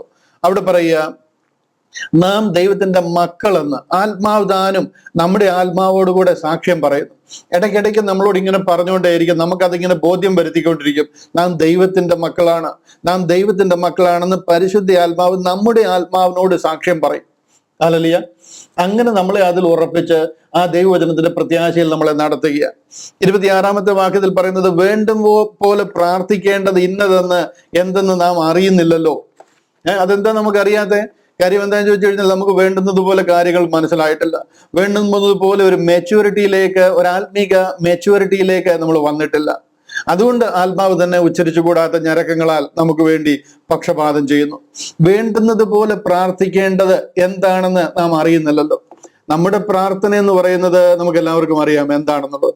ആദ്യം ദൈവത്തെ ഒന്ന് സന്തോഷിപ്പിക്കുന്ന രീതിയിൽ ചില കാര്യങ്ങളൊക്കെ ഒന്ന് പറയും, പിന്നെ മുഴുവനും ഒരു ഷോപ്പിംഗ് ലിസ്റ്റാണ്. അത് വേണം, ഇത് വേണം, മക്കളുടെ കാര്യങ്ങൾ ശരിയാണ്, വീട്ടിലെ കാര്യങ്ങൾ, കംപ്ലീറ്റ് ഒരു ഷോപ്പിംഗ് ലിസ്റ്റ് വായിച്ച് കേൾപ്പിക്കുക. എന്നിട്ട് അവസാനം അതൊന്ന് നൈസായിട്ട് കൺക്ലൂഡ് ചെയ്യും. ഇതാണ് നമ്മുടെ പ്രാർത്ഥന എന്ന് പറയുന്നത്. നമുക്ക് വേണ്ടുന്ന വണ്ണം പ്രാർത്ഥിക്കാനേ അറിയത്തില്ല. കാര്യം എന്താണെന്ന് ചോദിച്ചാൽ, നമ്മുടെ പ്രത്യാശ എന്താണ്? നമ്മളെ എങ്ങോട്ടാണ് വിളിച്ചിരിക്കുന്നത്? നമ്മ എന്താണ് ഈ വീണ്ടെടുപ്പ് എന്ന് പറയുന്നത്? എന്താണ് പരിശുദ്ധ ആത്മാവ്? എന്താ നമ്മുടെ ഉള്ളിൽ വന്നിരിക്കുന്നത്? അതിന്റെ ആ മഹത്വം എന്താണെന്ന് നമ്മൾ അറിഞ്ഞിട്ടില്ല. വേണ്ടുന്നത് പോലെ നമുക്ക് അറിഞ്ഞിട്ടില്ല. അതുകൊണ്ട് likewise the spirit also helpeth our infirmities, for we know not what we should pray for as we ought. As we ought എന്ന് പറഞ്ഞു കഴിഞ്ഞാൽ നമ്മൾ വേണ്ടുന്നത് പോലെ പ്രാർത്ഥിക്കേണ്ടത്. അങ്ങനെ അറിയണമായിരുന്നു. ആസ് വി ഓട്ട് എന്ന് പറഞ്ഞു കഴിഞ്ഞാൽ നമ്മൾ എങ്ങനെ ആയിരിക്കണമായിരുന്നോ അത്രയും നമ്മൾ എത്തിയിട്ടില്ല. കാര്യം എന്താണെന്ന് ചോദിച്ചു കഴിഞ്ഞാൽ നമുക്കത് അറിയത്തില്ല. ആ ഒരു മെച്യൂരിറ്റിയിലേക്ക് നമ്മൾ വന്നിട്ടില്ല. അതുകൊണ്ട് പരിശുദ്ധ ആത്മാവ് നമുക്ക് തുണ നിൽക്കും. നമ്മെ വീണ്ടെടുപ്പിൻ നാള് വരെ സഹായിച്ച് ആ ഒരു മുദ്രയിട്ട് നമ്മളെ വേറെ യാതൊരു വിധത്തിലും നമ്മുടെ അനുഗ്രഹങ്ങളോ നമ്മളെ അതുപോലെ പരിശുദ്ധ ആത്മാവ് നമുക്ക് തുണ നീക്കുക. ദൈവത്തോട് പ്രാർത്ഥിക്കുവാൻ പരിശുദ്ധ ആത്മാവ് തുണ നിന്ന് പ്രാർത്ഥിക്കുവാൻ നമുക്ക് വേണ്ടി ഞരക്കങ്ങളാൽ നമുക്ക് വേണ്ടി പക്ഷപാതം ചെയ്യുക. പക്ഷപാതം എന്നൊക്കെ പറയുന്ന ഒരു അഡ്വക്കേറ്റിന്റെ റോളാണ്, ഒരു വക്കീലിന്റെ റോളാണ്. അങ്ങനെ നിന്ന് നമുക്ക് വേണ്ടിയിട്ട്. എന്നാൽ ആത്മാവ് വിശുദ്ധർക്ക് വേണ്ടി, ആ പരിശുദ്ധ ആത്മാവ് വിശുദ്ധർക്ക് വേണ്ടി ദൈവഹിതപ്രകാരം പക്ഷപാതം ചെയ്യുന്നത് കൊണ്ട് ആത്മാവിന്റെ ചിന്ത ഇന്നതെന്ന് ഹൃദയങ്ങളെ പരിശോധിക്കുന്നവൻ അറിയുന്നു. ഹല്ലേലൂയ. ദൈവം നമ്മുടെ ഇന്ദ്രിയങ്ങളെ ശോധന ചെയ്യുന്ന അറിയുന്ന ദൈവമാണ്. നമ്മുടെ ആത്മാവിന്റെ ചിന്ത ഇന്നതെന്ന് ദൈവം അറിയുന്നു. നമ്മുടെ ഇന്ദ്രിയങ്ങളെ, ഉൾപ്പൂകളെ, നിലവുകളെ ആരാഞ്ഞറിയുന്ന ദൈവമാണ്. അവൻ നമ്മുടെ ഹൃദയമിടിപ്പുകൾ വരെ അറിയാവുന്ന ദൈവമാണ്. നമ്മുടെ ഉള്ളിൽ നടക്കുന്നത് എന്താണെന്ന്, നമ്മുടെ ഹൃദയത്തിലെ ചിന്തകളും നിലവുകള് എന്താണെന്നുള്ളത് ദൈവം നന്നായിട്ട് അറിയുന്നു. ഇതിന്റെ 34-ാമത്തെ വാക്യം നോക്കി. 34-ാമത്തെ വാക്യം 8-34. 34-ൽ പറയുന്നത് കണ്ടോ? ശിക്ഷ വിധിക്കുന്നവൻ ആർ? ക്രിസ്തുവേശു മരിച്ചവൻ, മരിച്ചിട്ട് ഉയർത്തെഴുന്നേറ്റവൻ തന്നെ. ഇതൊക്കെ എക്സ്പ്ലെയിൻ ചെയ്യേണ്ടത് ഞാൻ ഇവിടെ വരുമ്പോൾ ഈ വാക്യം കൂടുതൽ വിവരിക്കാം. അവൻ ദൈവത്തിന്റെ വലത്തുഭാഗത്തിരിക്കുകയും നമുക്ക് വേണ്ടി പക്ഷപാതം കഴിക്കുകയും ചെയ്യുക. മനസ്സിലായോ? ഇന്ന് കർത്താവായ യേശു ക്രിസ്തു തന്നെ പിതാവായ ദൈവത്തിന്റെ മുമ്പിൽ നമുക്ക് വേണ്ടി പക്ഷപാതം കഴിക്കുക. പരിശുദ്ധ ആത്മാവ് നമ്മുടെ ഹൃദയത്തിൽ നടക്കുന്ന കാര്യങ്ങളെ ആരാഞ്ഞ് നമുക്ക് വേണ്ടി തുണ നിൽക്കുക. എന്നാൽ ആത്മാവ് വിശുദ്ധർക്ക് വേണ്ടി ദൈവഹിത പ്രകാരം പക്ഷപാതം ചെയ്യുന്നതുകൊണ്ട് ആത്മാവിന്റെ ചിന്ത ഇന്നതെന്ന് ഹൃദയങ്ങളെ പരിശോധിക്കുന്നവൻ അറിയുന്നു. ഹല്ലേലൂയ. ദൈവം നമ്മുടെ ചിന്തനങ്ങളെ, ഉള്ളിൽ നടക്കുന്ന കാര്യങ്ങളെ ദൈവം അറിയുന്നു. വെളിപ്പാട് പുസ്തകം നോക്കിക്കഴിഞ്ഞാൽ നമുക്ക് ഈ കാര്യങ്ങളെല്ലാം വളരെ വ്യക്തമാണ്. എന്നിരുന്നാലും ബൈബിൾ ക്ലാസ് ആയതുകൊണ്ട് ഞാനൊന്ന് എൻ്റെ റെഫറൻസുകൾ കാണിച്ചു പോവുകയാണ്. 23-ാമത്തെ വാക്യം, ഈ വെളിപ്പാട് പുസ്തകം 2-ാം അധ്യായം 23-ാം വാക്യം പറയുന്നത് കണ്ടോ? അവളുടെ മക്കളെ ഞാൻ കൊന്നുകളയും, ഞാൻ ഉൾപ്പൂവുകളെയും ഹൃദയങ്ങളെയും ആരായുന്നവൻ എന്ന് സകല സഭകളും അറിയും. ദൈവത്തിന് നമ്മുടെ പുറത്തെ മനുഷ്യനോടല്ല ഇടപാടുകളുള്ളത്, നമ്മുടെ അകത്തെ മനുഷ്യനോടാ. ഞാൻ ഉൾപ്പൂ എന്ന് പറഞ്ഞു കഴിഞ്ഞാൽ നമ്മുടെ ഇന്ദ്രിയങ്ങളാ. ഉൾപ്പൂവുകളെയും ഹൃദയങ്ങളെയും ആരായുന്നവൻ എന്ന് സകല സഭകളും അറിയും. തുയഥൈരയിലെ സഭയ്ക്ക് ലേഖനം എഴുതുമ്പോൾ കർത്താവ് അവരോട് പറയുക, ഞാൻ അവളുടെ മക്കളെയും ഞാൻ കൊന്നുകളയും എന്നൊക്കെ പറയുന്ന തുയഥൈര സഭയാ. അത് ദുരുപദേശത്തിലേക്ക് പോയൊരു സഭയാ. അവിടെ ദുരുപദേശം പ്രസംഗിക്കുന്നവരോട് ദൈവത്തിന്റെ ദൂത് പറയുക, ഞാൻ അവളെ കൊന്നുകളയും എന്നൊക്കെ പറയുക. എന്നിട്ട് അതിനുശേഷം പറയാം, ഞാൻ ഉൾപ്പൂവുകളെയും ഹൃദയങ്ങളെയും ആരായുന്നവൻ എന്ന് സകല സഭകളും അറിയും. ദൈവം നമ്മുടെ ഉൾപ്പൂവുകളെ ആരായുന്നു എന്ന് ഞാനൊന്ന് കാണിക്കാൻ വേണ്ടിയിട്ടാണ് ആ വചനം അത് ഞാൻ പ്രൊജക്ട് ചെയ്തത് ഇവിടെ. എന്നാൽ 27-ാമത്തെ വാക്യം, എന്നാൽ ആത്മാവ് വിശുദ്ധർക്ക് വേണ്ടി ദൈവഹിത പ്രകാരം പക്ഷപാതം ചെയ്യുന്നതുകൊണ്ട് ആത്മാവിന്റെ ചിന്ത ഇന്നതെന്ന് ഹൃദയങ്ങളെ പരിശോധിക്കുന്നവൻ അറിയുന്നു. നമ്മുടെ ആത്മാവിൽ നമ്മൾ എന്താണ് ചിന്തിക്കുന്നതെന്ന് നമ്മുടെ ഹൃദയങ്ങളെ പരിശോധിക്കുന്ന ദൈവം അറിയുന്നു. കാര്യം പരിശുദ്ധ ആത്മാവ് അതിനെ പൊതിഞ്ഞിരിക്കുക. ആ പരിശുദ്ധ ആത്മാവ് വിശുദ്ധർക്ക് വേണ്ടി ദൈവഹിത പ്രകാരം പക്ഷപാതം ചെയ്യുക. നമ്മുടെ അകത്ത് എന്താണെന്ന് നമ്മുടെ ചിന്ത, ദൈവവുമായിട്ടുള്ള നമ്മുടെ ആ ചിന്ത, അതോ നമ്മൾ ചുമ്മാ നെയിം സേക്കിന് വേണ്ടിയിട്ട് എങ്ങനെയും രക്ഷിക്കപ്പെടണം, അതിനു വേണ്ടിയിട്ട് ഇങ്ങനെ ഒരു പൊത്തുവരത്തെ ക്രിസ്ത്യാനിയായിട്ട് നിൽക്കുകയാണോ? നമുക്ക് അതിലുള്ള ഒരു ആഗ്രഹം വാസ്തവമായിട്ടുണ്ടോ? ദൈവസന്നിധിയെ നമ്മൾ എത്രമാത്രം സീരിയസോടെ കാണുന്നു? നമ്മുടെ വിളിയും തിരഞ്ഞെടുപ്പൊക്കെ നമ്മൾ എങ്ങനെ മനസ്സിലാക്കുന്നു? നമ്മുടെ ഹൃദയത്തിന്റെ ആ ചിന്ത, ആത്മാവിന്റെ ചിന്ത ഇന്നതെന്ന് ഹൃദയങ്ങളെ പരിശോധിക്കുന്നവൻ അറിയുന്നു. ദൈവത്തിന് ഈ കാര്യങ്ങളെല്ലാം അറിയാം. ഹല്ലേലൂയ. എന്നിട്ട് അതിനടുത്ത വാക്യത്തിൽ പറയാണ്, എന്നാൽ ദൈവത്തെ സ്നേഹിക്കുന്നവർക്ക്, നിർണയപ്രകാരം വിളിക്കപ്പെട്ടവർക്ക് തന്നെ സകലവും നന്മയ്ക്കായി കൂടി വ്യാപരിക്കുന്നു എന്ന് നാം അറിയുന്നു. ഹല്ലേലൂയ. കഷ്ടങ്ങളും പ്രയാസങ്ങളും ഒക്കെ ഉണ്ടാകും. നമ്മുടെ ജീവിതത്തിൽ പല പ്രയാസങ്ങളും ഉണ്ടാകും. അത് സഹിഷ്ണുതയെ ഉളവാക്കും എന്ന് നമ്മൾ ചിന്തിക്കുവാനായിട്ടിടയായി. ആ സഹിഷ്ണുത നമ്മൾ സിദ്ധതയെ ഉളവാക്കും. പ്രാക്ടിക്കൽ എക്സ്പീരിയൻസ് ആയിട്ട് നമുക്കത് മാറും. നമ്മൾ സഹിച്ച് അത് നമ്മുടെ ദൈനംദിന ജീവിതത്തിൽ നമുക്കത് ഒരു സിദ്ധത നമ്മുടെ ജീവിതത്തിൽ ഡെവലപ്പ് ആകും. ആ സിദ്ധതയൊക്കെ നമ്മുടെ പ്രത്യാശയെ വർദ്ധിപ്പിക്കുക ചെയ്യുന്നത്.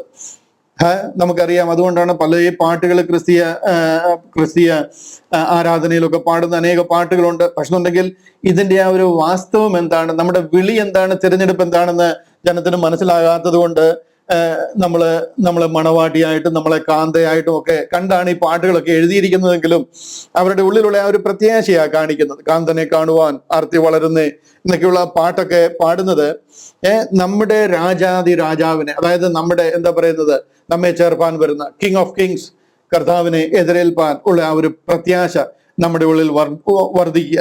കഷ്ടത പ്രശ്നങ്ങളെല്ലാം ഉണ്ടാവുമെങ്കിലും ദൈവത്തെ സ്നേഹിക്കുന്നവർക്ക്, നിർണയപ്രകാരം വിളിക്കപ്പെട്ടവർക്ക് തന്നെ സകലവും നന്മയ്ക്കായിട്ട് കൂടി വ്യാപരിക്കുന്നു.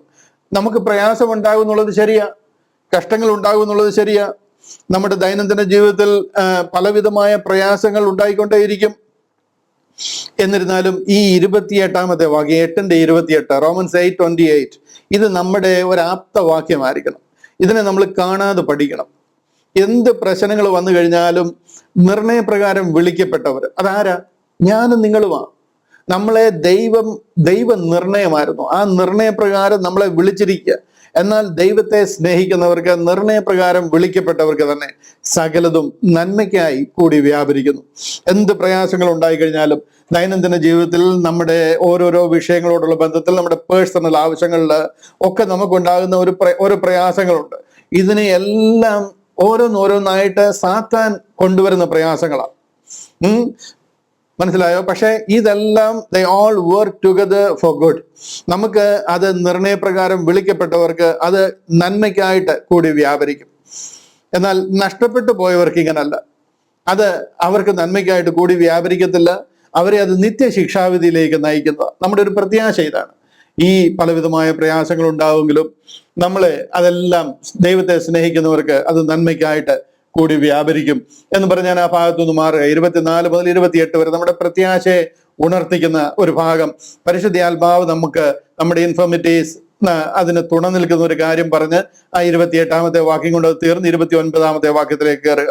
അവിടെ പറയാണ്, അവൻ മുന്നറിഞ്ഞവരെ തന്റെ പുത്രൻ അനേക സഹോദരന്മാരിൽ ആദ്യ ജാതനാകേണ്ടതിന് അവന്റെ സ്വരൂപത്തോട് അനുരൂപരാകുവാൻ മുൻ നിയമിച്ചിരിക്കുന്നു. മുൻ നിയമിച്ചവരെ വിളിച്ചും വിളിച്ചവരെ നീതീകരിച്ചും നീതീകരിച്ചവരെ തേജസ്കരിച്ചും ഇരിക്കുന്നു. ഈ 2 വാക്യം ഞാൻ കഴിഞ്ഞ ആഴ്ചയിലും ഒന്ന് തൊട്ടുവിട്ടതാണ്. എന്നാൽ ഒരല്പം കൂടി അതിനെ ഒന്നുകൂടെ ഒന്ന് ഓപ്പൺ ആക്കി അല്പം കൂടി നിങ്ങൾക്ക് മനസ്സിലാക്കിയിട്ട് മുന്നോട്ട് പോകാമെന്ന് ആഗ്രഹിക്കുക. പ്രീ ഡെസ്റ്റിനേഷൻ ഇതിനെക്കുറിച്ച് പറയുന്നത്, അവൻ മുന്നറിഞ്ഞവരെ തന്റെ പുത്രൻ അനേക സഹോദരന്മാരിൽ ആദ്യജാതനാകേണ്ടതിന് അവന്റെ സ്വരൂപത്തോട് അനുരൂപരാകുവാൻ മുൻ നിയമിച്ചിരിക്കുന്നു. കർത്താവിനെ പോലെ ആയിത്തീരുവാൻ നമ്മളെ മുൻ നിയമിച്ചിരിക്കുന്നു.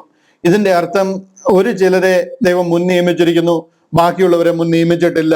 ആ നിയമിച്ചവരെ മാത്രം, അതായത് തലയിൽ എഴുതിയിരിക്കുന്നു തലേവിധി, അങ്ങനെ എഴുതിയിരിക്കുന്നവരെ മാത്രം ദൈവം സ്വീകരിക്കുന്നു, എഴുതാത്തവരെ ദൈവം തള്ളിക്കളയുന്നു എന്നൊക്കെ ഇതിനെക്കുറിച്ച് പഠിപ്പിക്കാറുണ്ട്.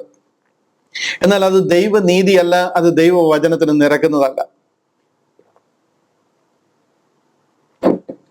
ഒരിക്കൽ പോലും ദൈവം ഒരുത്തരുടെയും തലയിൽ എഴുതി വിട്ടേക്കുകയല്ല, നീ നഷ്ടപ്പെട്ടു പോകും എന്ന് എഴുതി വിട്ടേക്കുകയല്ല. അതെല്ലാം നമ്മുടെ തീരുമാനമാണ്. ABC ഇവരെ ഞാൻ തെരഞ്ഞെടുത്തിരിക്കുന്നു, DEF ഈ 3 പേരെ ഞാൻ തെരഞ്ഞെടുത്തിരിക്കുന്നില്ല എന്ന് ദൈവത്തിന് ഒരിക്കലും പറയാൻ പറ്റത്തില്ല. ദൈവം ഒരിക്കലും അങ്ങനെ ചെയ്യത്തില്ല. ദൈവം കാണാതെ പോയ ഒന്നിനെ തേടി നടക്കുന്നു. 99-നെയും വിട്ടേച്ച് കാണാതെ പോയ ഒന്നിനെ തേടി പോകുന്ന ദൈവമാ. ഒരുത്തര് പോലും നഷ്ടപ്പെട്ടു പോകണമെന്ന് ദൈവം ആഗ്രഹിക്കുന്നില്ല. എല്ലാ മനുഷ്യരും ആ ഒരു ദൈവസ്നേഹത്തിലേക്ക് വരണമെന്നും ദൈവവചനത്തിന്റെ പരിജ്ഞാനത്തിലേക്ക് വരണമെന്നും ദൈവം ആഗ്രഹിക്കുക. ഒരുത്തരെ പോലും ദൈവം വിട്ടുകളയുവാനായിട്ട് ദൈവം പ്ലാൻ ചെയ്തിട്ടില്ല. അങ്ങനെ പ്ലാൻ ചെയ്തിട്ടുണ്ടെങ്കിൽ ദൈവം നീതിമാനല്ല.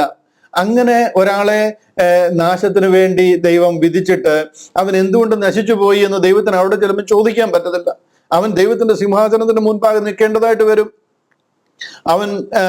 ദൈവം അവന്റെ പേര് വിളിച്ചിട്ട് നീ ഇന്നാര്, നീ തെറ്റിപ്പോയിരിക്കുന്നതുകൊണ്ട് നിന്നെ നരകത്തിലേക്ക് വിടുന്നു, അയക്കുന്നു എന്ന് പറയുമ്പോൾ അവൻ തിരിഞ്ഞു നിന്ന് കർത്താവിനോട് ചോദിക്കും, കർത്താവ്, ഞാൻ ജനിച്ചപ്പോഴേ എന്നെ ഇതിനു വേണ്ടിയിട്ട് നിയമിച്ചിരുന്നതല്ലേ, പിന്നെ ഞാൻ എങ്ങനെ രക്ഷിക്കപ്പെടാൻ കഴിയും എന്ന് അവന് തിരിച്ച് ചോദിച്ചാൽ അതിന് ആൻസർ ഇല്ല. ദൈവം ന്യായാധിപനാണ്. ദൈവം ന്യായമായിട്ടേ കാര്യങ്ങൾ ചെയ്യത്തുള്ളൂ. ഒരുത്തനെ എറ്റേണൽ ഡാമിനേഷൻ അല്ലെങ്കിൽ എറ്റേണലി അവനെ നിത്യ നരകത്തിന് വേണ്ടി നിശ്ചയിച്ചതിന് ശേഷം അവൻ എന്തുകൊണ്ട് നരകത്തിൽ പോയി എന്ന് ദൈവത്തിന് ചോദിക്കാൻ പറ്റത്തില്ല. കാര്യം അതിനു വേണ്ടിയിട്ട് അവനെ നിയമിച്ചിരിക്കുന്നതാ. തീർച്ചയായിട്ടും അതുകൊണ്ട് ഈ പ്രീ ഡെസ്റ്റിനേഷൻ എന്ന് പറയുന്നത് ഒരുത്തൻ ഇന്നാര് രക്ഷിക്കപ്പെടും ഇന്നാര് രക്ഷിക്കപ്പെടത്തില്ല എന്നല്ല പറഞ്ഞിരിക്കുന്നത്. ഈ എഫേസ്യ ലേഖനം 1:5 ഞാൻ കാണിച്ചത് അല്പം കൂടെ ഓപ്പൺ ആക്കി തരാം, വെളിപ്പെടുത്തി തരാം.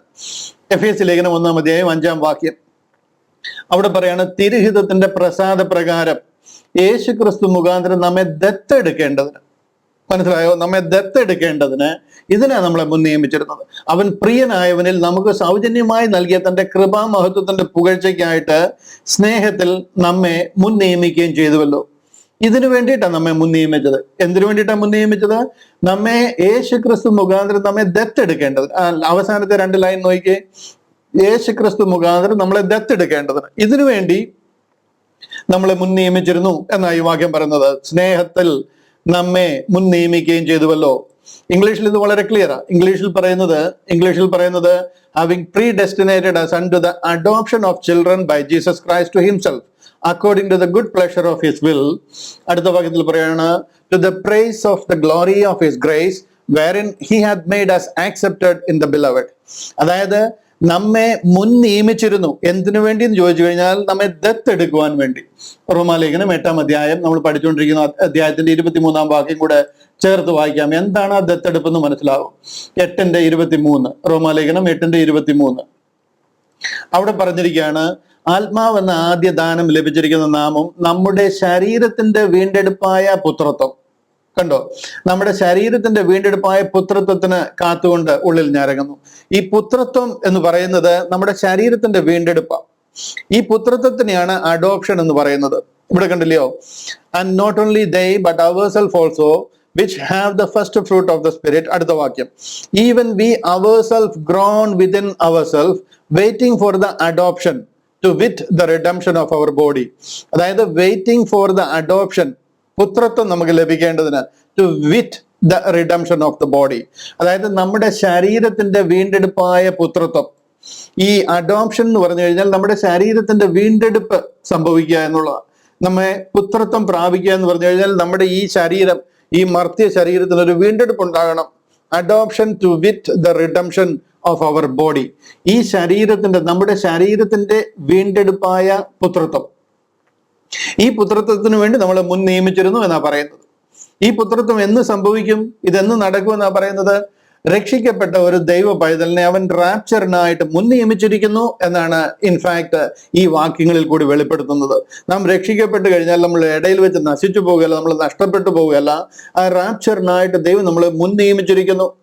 വീണ്ടെടുപ്പിൻ നാളിൽ നമുക്കൊരു ശരീരം ലഭിക്കും, ഒരു ഗ്ലോറിഫൈഡ് ശരീരം, ഒരു ഗ്ലോറിഫൈഡ് ബോഡി നമുക്ക് ലഭിക്കാൻ പോവുകയാണ്. ഒരു ഗ്ലോറിഫിക്കേഷൻ, അതായത് നമ്മുടെ തേജസ്കരണം അന്ന് നടക്കാൻ പോവുക. അതെവിടെ പറഞ്ഞിരിക്കുന്നു അങ്ങനെ നടക്കുമെന്നുള്ളത്? ഫിലിപ്പിയ ലേഖനം 3-ാം അധ്യായം അതിന്റെ 20-21 വാക്യങ്ങൾ കൂടെ ചേർത്ത് കാണിക്കാം. ഫിലിപ്പിയ ലേഖനം 3-ാം അധ്യായം അതിന്റെ 20-21 വാക്യങ്ങൾ. 20-ാം വാക്യത്തിൽ പറയുകയാണ്, നമ്മുടെ പൗരത്വമോ സ്വർഗത്തിലാകുന്നു. അതെങ്ങനെ? ബിക്കോസ് നമ്മൾ അവിടെ നിന്നുള്ളവരാണ്, നമ്മൾ നിത്യം സ്വർഗത്തിൽ വസിക്കാനുള്ളവരാണ്. അവിടെ നിന്ന് കർത്താവായ യേശു ക്രിസ്തു രക്ഷിതാവായി വരുമെന്ന് നാം കാത്തിരിക്കുന്നു. നമ്മുടെ കർത്താവ് സ്വർഗത്തിൽ നിന്ന് വരാൻ പോവുകയാണ്. നാം സ്വർഗത്തിൽ, നമ്മുടെ പൗരത്വം സ്വർഗത്തിലാണ്. നാം ഭൂമിയിൽ നിൽക്കുന്നവരല്ല. നമ്മുടെ സിറ്റിസൺഷിപ്പ് ഇവിടെ അല്ല. സ്വർഗസ്ഥനായ ഞങ്ങളുടെ പിതാവേ, നിന്റെ രാജ്യം വരണമേ, നിന്റെ ഇഷ്ടം സ്വർഗത്തിലെ പോലെ ഭൂമിയിലും ആകണമേ എന്നുള്ളൊരു പ്രാർത്ഥിക്കുന്ന ഗ്രൂപ്പ് അല്ല നമ്മൾ. കാര്യം നമ്മുടെ സിറ്റിസൺഷിപ്പ് സ്വർഗത്തിലാണ്. നാം സ്വർഗത്തിലേക്ക് പോകണം. അതിനാണ് സഭയെ റാപ്ചേർഡ് ഔട്ട് ആയിട്ട് നാം സ്വർഗത്തിലേക്ക് പോകുന്നത്. നമ്മുടെ പൗരത്വമോ സ്വർഗത്തിലാകുന്നു. അവിടെ നിന്ന് കർത്താവായ യേശു ക്രിസ്തു രക്ഷിതാവായി വരുമെന്ന് നാം കാത്തിരിക്കുന്നു. അടുത്ത വാക്യം, അവൻ സകലതും തനിക്ക് കീഴ്പ്പെടുത്തുവാൻ കഴിയുന്ന തന്റെ വ്യാപാര ശക്തി കൊണ്ട് നമ്മുടെ താഴ്ചയുള്ള ശരീരത്തെ തന്റെ മഹത്വമുള്ള ശരീരത്തോട് അനുരൂപമായി രൂപാന്തരപ്പെടുത്തും. ഇവിടെയാണ് നമ്മുടെ ഗ്ലോറിഫിക്കേഷൻ നടക്കുന്നത്.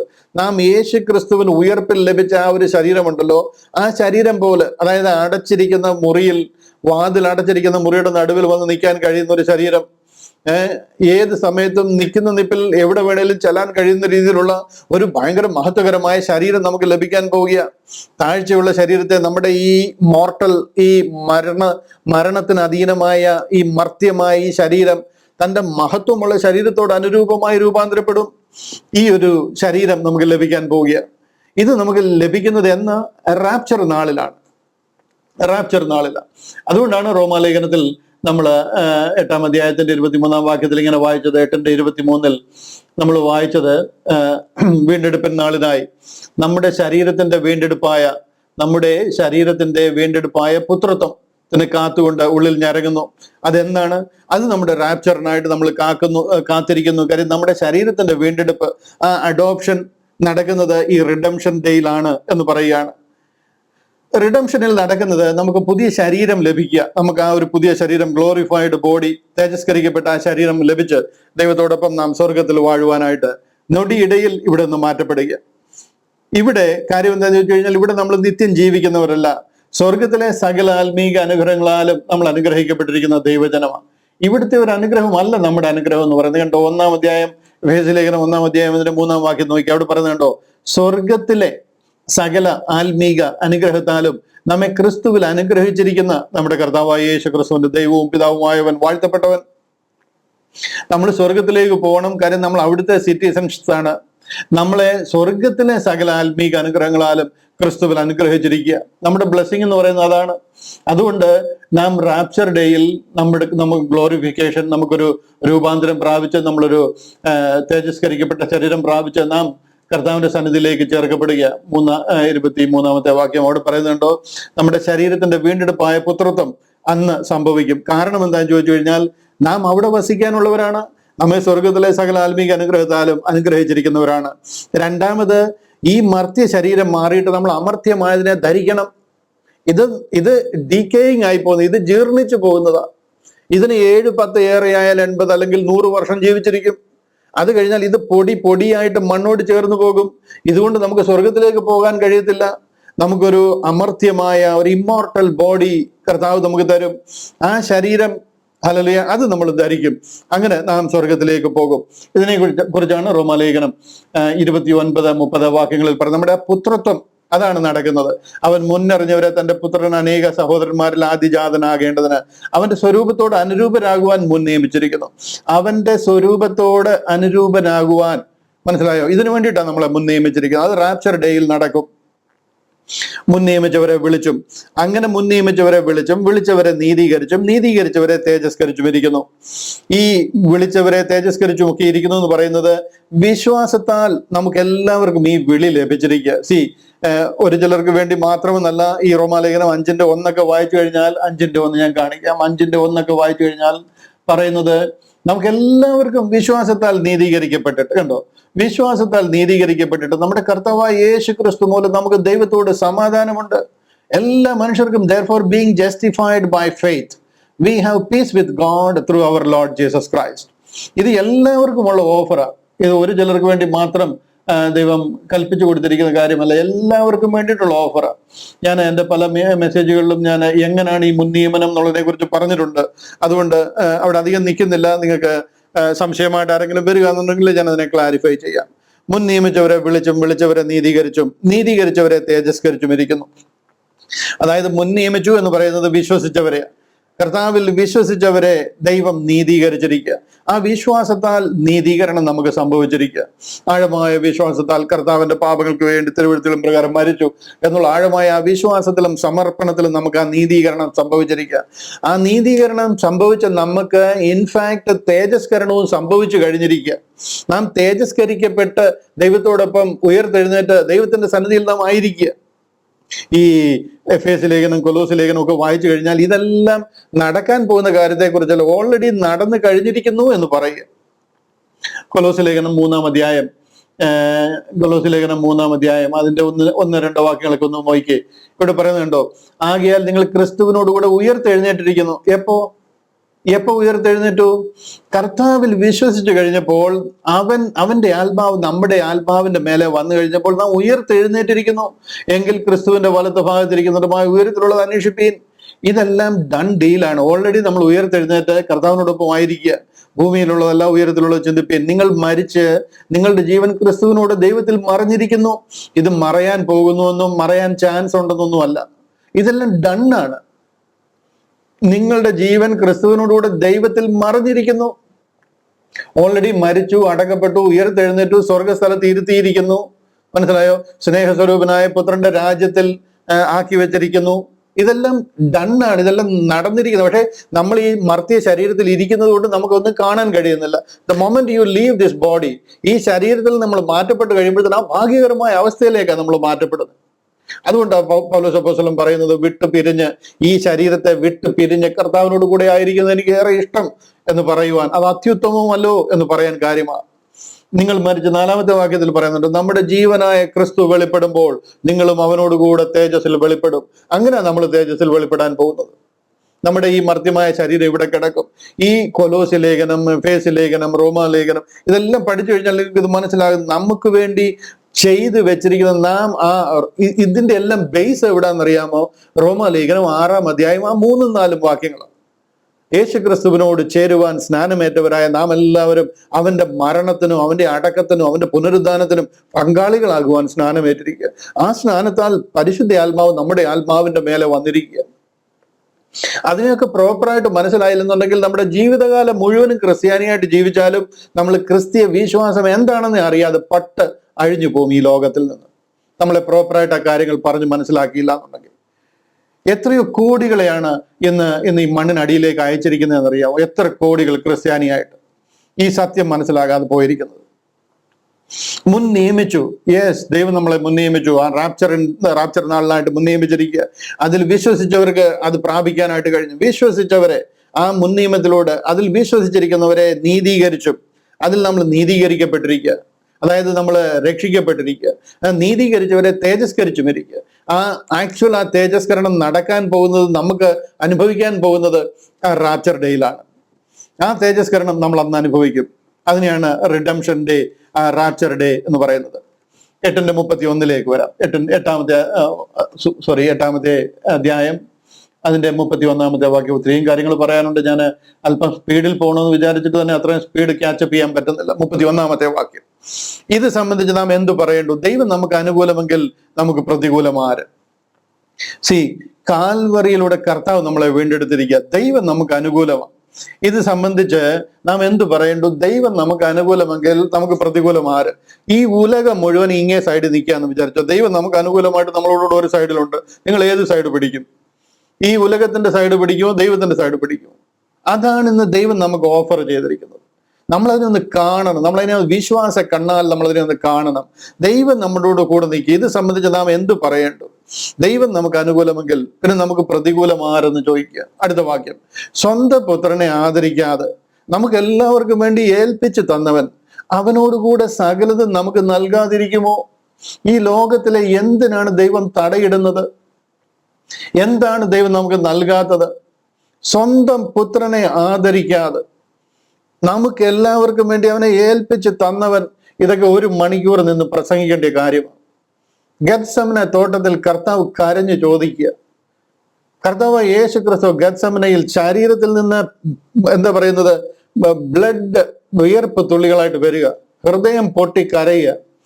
പിതാവിനോട് ചോദിക്കുക, കർത്താവെ, ഈ പാനപാത്രം ഞാൻ കുടിക്കാതെ പോകാൻ എന്തെങ്കിലും നിവൃത്തിയുണ്ടോ? വേറെ ഏതെങ്കിലും വഴിയുണ്ടോ ഈ മാനവരാശിയെ രക്ഷിക്കാൻ? എന്റെ മേലെ ഈ പാപം മുഴുവനും ചുമത്തി ഞാൻ ഈ പാപത്തിന്റെ കോപാഗ്നിയിൽ വെന്തുരുകാതെ വേറെ എന്തെങ്കിലും മാർഗമുണ്ടോ എന്ന് 3 പ്രാവശ്യം കവിണ് വീണ് കിടന്ന് പ്രാർത്ഥിക്കുക. പിതാവായ ദൈവം മുഖം മറച്ചിരിക്കുക. സ്വന്തം പുത്രനെ ആദരിച്ചില്ല. അവിടെ കാൽവറി ക്രൂശിൽ 9-ാം മണി നേരം ക്രൂശിൽ കർത്താവിനെ ക്രൂശീകരണത്തിനായിട്ട് ക്രൂശിൽ തറച്ചതാ. 9-ാം മണി നേരം ആ 9-ാം മണി നേരം കഴിഞ്ഞ് 12-ാം മണി നേരം 3 മണി നേരം കഴിഞ്ഞു. ആ 12-ാം മണി നേരമായി കഴിഞ്ഞപ്പോഴത്തേന് സൂര്യൻ ഇരുണ്ടുപോയി, ഭൂമി കുലുങ്ങിപ്പോയി. പിന്നെ അടുത്ത 3 മണി നേരം ക്രൂശില. ആ ഇരുട്ട് സൂര്യൻ ഇരുണ്ടു പോയിരിക്കുന്ന സമയം 12 മണി മുതൽ 3 മണി, അതായത് 6-ാം മണി നേരം മുതൽ 9-ാം മണി നേരം എന്ന് പറയുന്നത് ഉച്ചയ്ക്ക് 12 മണി മുതൽ 3 മണി വരെയുള്ള നേരം സൂര്യൻ ഇരുണ്ടുപോയി. ദൈവ കോപാഗ്നിയിൽ വെന്തുരുകുക. ഹല്ലേലൂയ. സ്വന്തം പുത്രനെ ആദരിക്കാതെ നമുക്ക് എല്ലാവർക്കും വേണ്ടി എന്റെ ദൈവമേ എന്നെ കൈവിട്ടത് എന്തെന്ന് ചോദിക്കുന്ന ലെവലിൽ ഏലി ഏലി ലമ്മ ശബക്താനി എന്ന് കരയുന്ന രീതിയിൽ ദൈവം അതുപോലെ കൈവിട്ടിരിക്കുക സ്വന്തം പുത്രനെ. ഇങ്ങനെ സ്വന്തം പുത്രനെ ആദരിക്കാതെ നമുക്ക് വേണ്ടി, നമുക്ക് എല്ലാവർക്കും വേണ്ടി ഏൽപ്പിച്ചു തന്നവൻ അവനോടുകൂടി സകലതും നമുക്ക് നൽകാതിരിക്കുമോ എന്ന് ചോദിക്കുക. നമുക്ക് ദൈവം മറയ്ക്കുന്ന ഒരു കാര്യങ്ങളുമില്ല. അല്ലെങ്കിൽ ദൈവം നമ്മുടെ പക്ഷത്തുണ്ടെന്നുണ്ടെങ്കിൽ വേറെ ആർക്ക് നമുക്ക് എതിരായിട്ട് തിരിയാൻ കഴിയും എന്നാണ് ഇവിടെ ചോദിക്കുന്നത്. അടുത്ത വാക്യം, സ്വന്തം പുത്രനെ ആദരിക്കാതെ നമുക്ക് എല്ലാവർക്കും വേണ്ടി ഏൽപ്പിച്ചു തന്നവൻ അവനോടുകൂടെ സകലതും നമുക്ക് നൽകാതിരിക്കും. 33-ാമത്തെ വാക്യം, ദൈവം തെരഞ്ഞെടുത്തവരെ ആർ കുറ്റം ചുമത്തും? നീതീകരിക്കുന്നവൻ ദൈവം. ഇവിടെ ചോദിക്കുന്നത്, ദൈവം നമ്മളെ അങ്ങനെ തെരഞ്ഞെടുത്തിരിക്കുക. ഇനി നമുക്കെതിരായിട്ട് ആര് എന്ത് കുറ്റം ചുമത്തും? നമുക്ക് എന്ത് ചെയ്യാൻ നമുക്കെതിരായിട്ട് കഴിയും എന്ന് ചോദിക്കുക. ഇവിടെ ആരുടെ കാര്യമായി ആര് കുറ്റം ചുമത്തും എന്ന് പറയുന്നതെന്നറിയാമോ?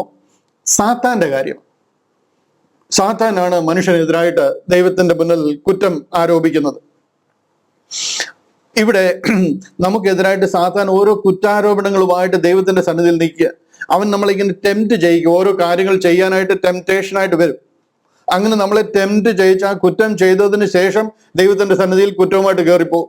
ദൈവത്തിന്റെ സന്നിധിയിൽ കുറ്റം വിധിക്കും. ഇന്നാര് തോമസ് ജോർജ്, ഇവൻ ഇന്ന കുറ്റം ചെയ്തിരിക്കുന്നു, അവൻ നിന്റെ മകനാണെന്ന് നിനക്ക് എങ്ങനെ പറയാൻ കഴിയും? അല്ലെങ്കിൽ ഇന്നാര് അവൻ ഇന്ന കുറ്റം ചെയ്തിരിക്കുന്നു. ഇവന്റെ അപവാദി, നമ്മളെക്കുറിച്ച് അപവാദം പറയുക, ദൈവത്തിന്റെ സന്നിധിയിൽ നമ്മുടെ കുറ്റങ്ങളെ എടുത്തു കാണിക്കുക. 12 റെവലേഷൻ 12-ന്റെ 9-10 വാക്യങ്ങൾ കാണിക്കാം. വെളിപ്പാട് പുസ്തകം 12-ാം അധ്യായം അതിന്റെ 9-10 വാക്യങ്ങൾ അവിടെ പറയുന്നത് കണ്ടോ?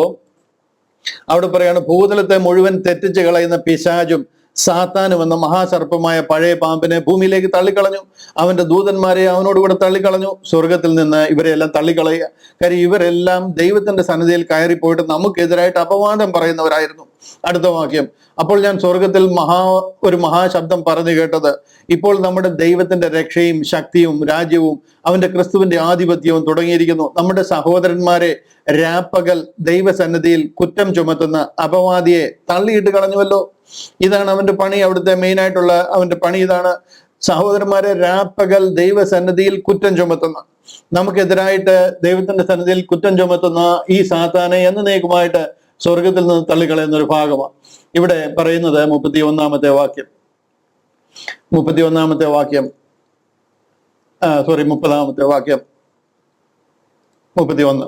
ഇത് സംബന്ധിച്ച് നാം എന്ത് പറയണ്ടോ? ദൈവം നമുക്ക് അനുകൂലമെങ്കിൽ പ്രതികൂലമാർ. 33-ാമത്തെ വാക്യം. ദൈവം തെരഞ്ഞെടുത്തവരെ ആർ കുറ്റം ചുമത്തും? നീതീകരിക്കുന്നവൻ ദൈവം. ഇവിടെ സാത്താൻ തക്കം പാർത്തിരിക്കുക നമുക്കെതിരായിട്ട് ആരോപണങ്ങളുമായിട്ട് ദൈവത്തിന്റെ സന്നിധിയിൽ കയറി ചെല്ലാനായിട്ട്. എന്നിരുന്നാലും നമ്മളെ പരിശുദ്ധ ആത്മാവിനാൽ മുദ്രയിട്ടിരിക്കുക. ഈ സാത്താന് നമ്മളെ ഒന്നും ചെയ്യാനായിട്ട് ഇന്ന് കഴിയത്തില്ല. എന്തെങ്കിലും കഴിയുമായിരുന്നുണ്ടെങ്കിൽ നമ്മളെ സത്യനാശമാക്കി കളഞ്ഞിരുന്നതിനെ. അതുപോലെ ഈ സത്യം നമ്മൾ ലോകത്തിൽ പ്രചരിപ്പിക്കുന്നതുകൊണ്ട് സാത്താന്റെ ഏറ്റവും വലിയ തലവേദനയാണ് നമ്മളെന്ന് വേണമെങ്കിൽ പറയാം. കാര്യം എന്താണെന്ന് ചോദിച്ചു കഴിഞ്ഞാൽ, കർത്താവിന്റെ ക്രൂശ് പ്രസിദ്ധമാക്കിയാണ് നമ്മൾ ചെയ്യുന്നത്. അതിൽ വിശ്വസിക്കുന്ന അനേക ആയിരങ്ങളെ ഇതിലേക്ക് നേടുകയാണ് ചെയ്യുന്നത്. ഒരാത്മാവിന്റെ വില എന്ന് പറയുന്നത് ഈ ലോകത്തിന്റെ വിലയെക്കാട്ടിൽ വലുതാണ്. അത് സാത്താൻ അറിയാവുന്നത് കൊണ്ട് നമ്മെ ഉപദ്രവിക്കുവാനും നമുക്കെതിരെ തിരിയുവാനുള്ള ചാൻസ് ഉണ്ട്. ഇവിടെയാണ് പരിശുദ്ധാത്മാവ് എഫേസ്യ ലേഖനം 1:19 പറയുന്നത്, വിശ്വസിക്കുന്ന നമുക്ക് വേണ്ടി വ്യാപരിക്കുന്ന അവന്റെ ശക്തിയുടെ അളവറ്റ വലിപ്പം ഇന്നതെന്നും നിങ്ങൾ അറിയേണ്ടതിനും ഞാൻ പ്രാർത്ഥിക്കുന്നു എന്നൊക്കെ പറയുന്ന വാക്യം. പരിശുദ്ധാത്മാവിനാൽ നമ്മെ വിശ്വസിക്കുന്ന നമുക്ക് വേണ്ടി വ്യാപരിക്കുന്ന അവന്റെ ശക്തിയുടെ അളവറ്റ വലിപ്പം, ഇതിലാണ് നമ്മളെ പ്രൊട്ടക്ട് ചെയ്യുന്നത്, നമ്മളെ കരുതുകയും ചെയ്യുന്നത്. എന്നാൽ സാത്താൻ ദൈവത്തിന്റെ സന്നിധിയിൽ കയറി ചെല്ലുകയും നമ്മളെ കുറ്റം വിധിക്കുകയും ചെയ്യും. പക്ഷെ സാത്താന്റെ ആരോപണത്തിനൊക്കെ മറുപടി കൊടുക്കുന്നത് ആരാന്നറിയാമോ? നമ്മൾ അവിടെ പോയി മറുപടി കൊടുക്കേണ്ടത് ആവശ്യമില്ല. നാം കർത്താവിന്റെ രക്തത്താൽ വീണ്ടെടുക്കപ്പെട്ടവരായതുകൊണ്ട് ദൈവം തന്നെ അതിന് മറുപടി കൊടുക്കുക. സാത്താന്റെ ഈ ഓരോ ആരോപണത്തിനും ഇപ്പൊ എന്റെ പേര് പറഞ്ഞിട്ട് സാത്താൻ പറയുക, തോമസ് ജോർജ് ഇന്ന കുറ്റങ്ങൾ അവൻ ഈ ദിവസങ്ങൾ ഇന്നതൊക്കെ ചെയ്തു, ഒരു ലിസ്റ്റ് ഓഫ് കുറ്റങ്ങൾ നിരത്തിയിട്ട് പറയുക. ഈ കാര്യങ്ങളൊക്കെ ദൈവത്തിന്റെ സന്നിധിയിൽ നിരത്തുമ്പോൾ ഞാൻ പാപം ചെയ്ത് ജീവിക്കണമെന്നല്ല. Please don't get me wrong. നമ്മുടെ കുറ്റങ്ങളെ എടുത്ത് കാണിച്ച് സാത്താൻ കുറ്റാരോപണം ദൈവത്തിന്റെ സന്നിധിയിൽ നടത്തി നമ്മളെ ദൈവത്തിൽ നിന്ന് അകറ്റുവാനായിട്ടുള്ള കാര്യങ്ങളൊക്കെ അവൻ ചെയ്യുമ്പോൾ ദൈവം തന്നെ അതിന് മറുപടി കൊടുക്കുക. He paid the penalty on our behalf. കർത്താവ് നമ്മുടെ പാപങ്ങൾക്ക് വേണ്ടി കാൽവറിയിൽ യാഗമായിരിക്കുക, നമ്മെ അവന്റെ രക്തത്താൽ വിലയ്ക്ക് വാങ്ങിയിരിക്കുക. സാത്താൻ ഈ ആരോപണങ്ങൾ കൊണ്ട് ചെല്ലുമ്പോൾ കർത്താവ് അവനോട് പറയുകയാണ്, ഞാൻ അവനെ വിലയ്ക്ക് വാങ്ങിയിരിക്കുക, എൻ്റെ രക്തം അതിന് മറുവിലയായിട്ട് തന്നിരിക്കുക, അവൻ എൻ്റെ മകനാണ്. മനസ്സിലായോ?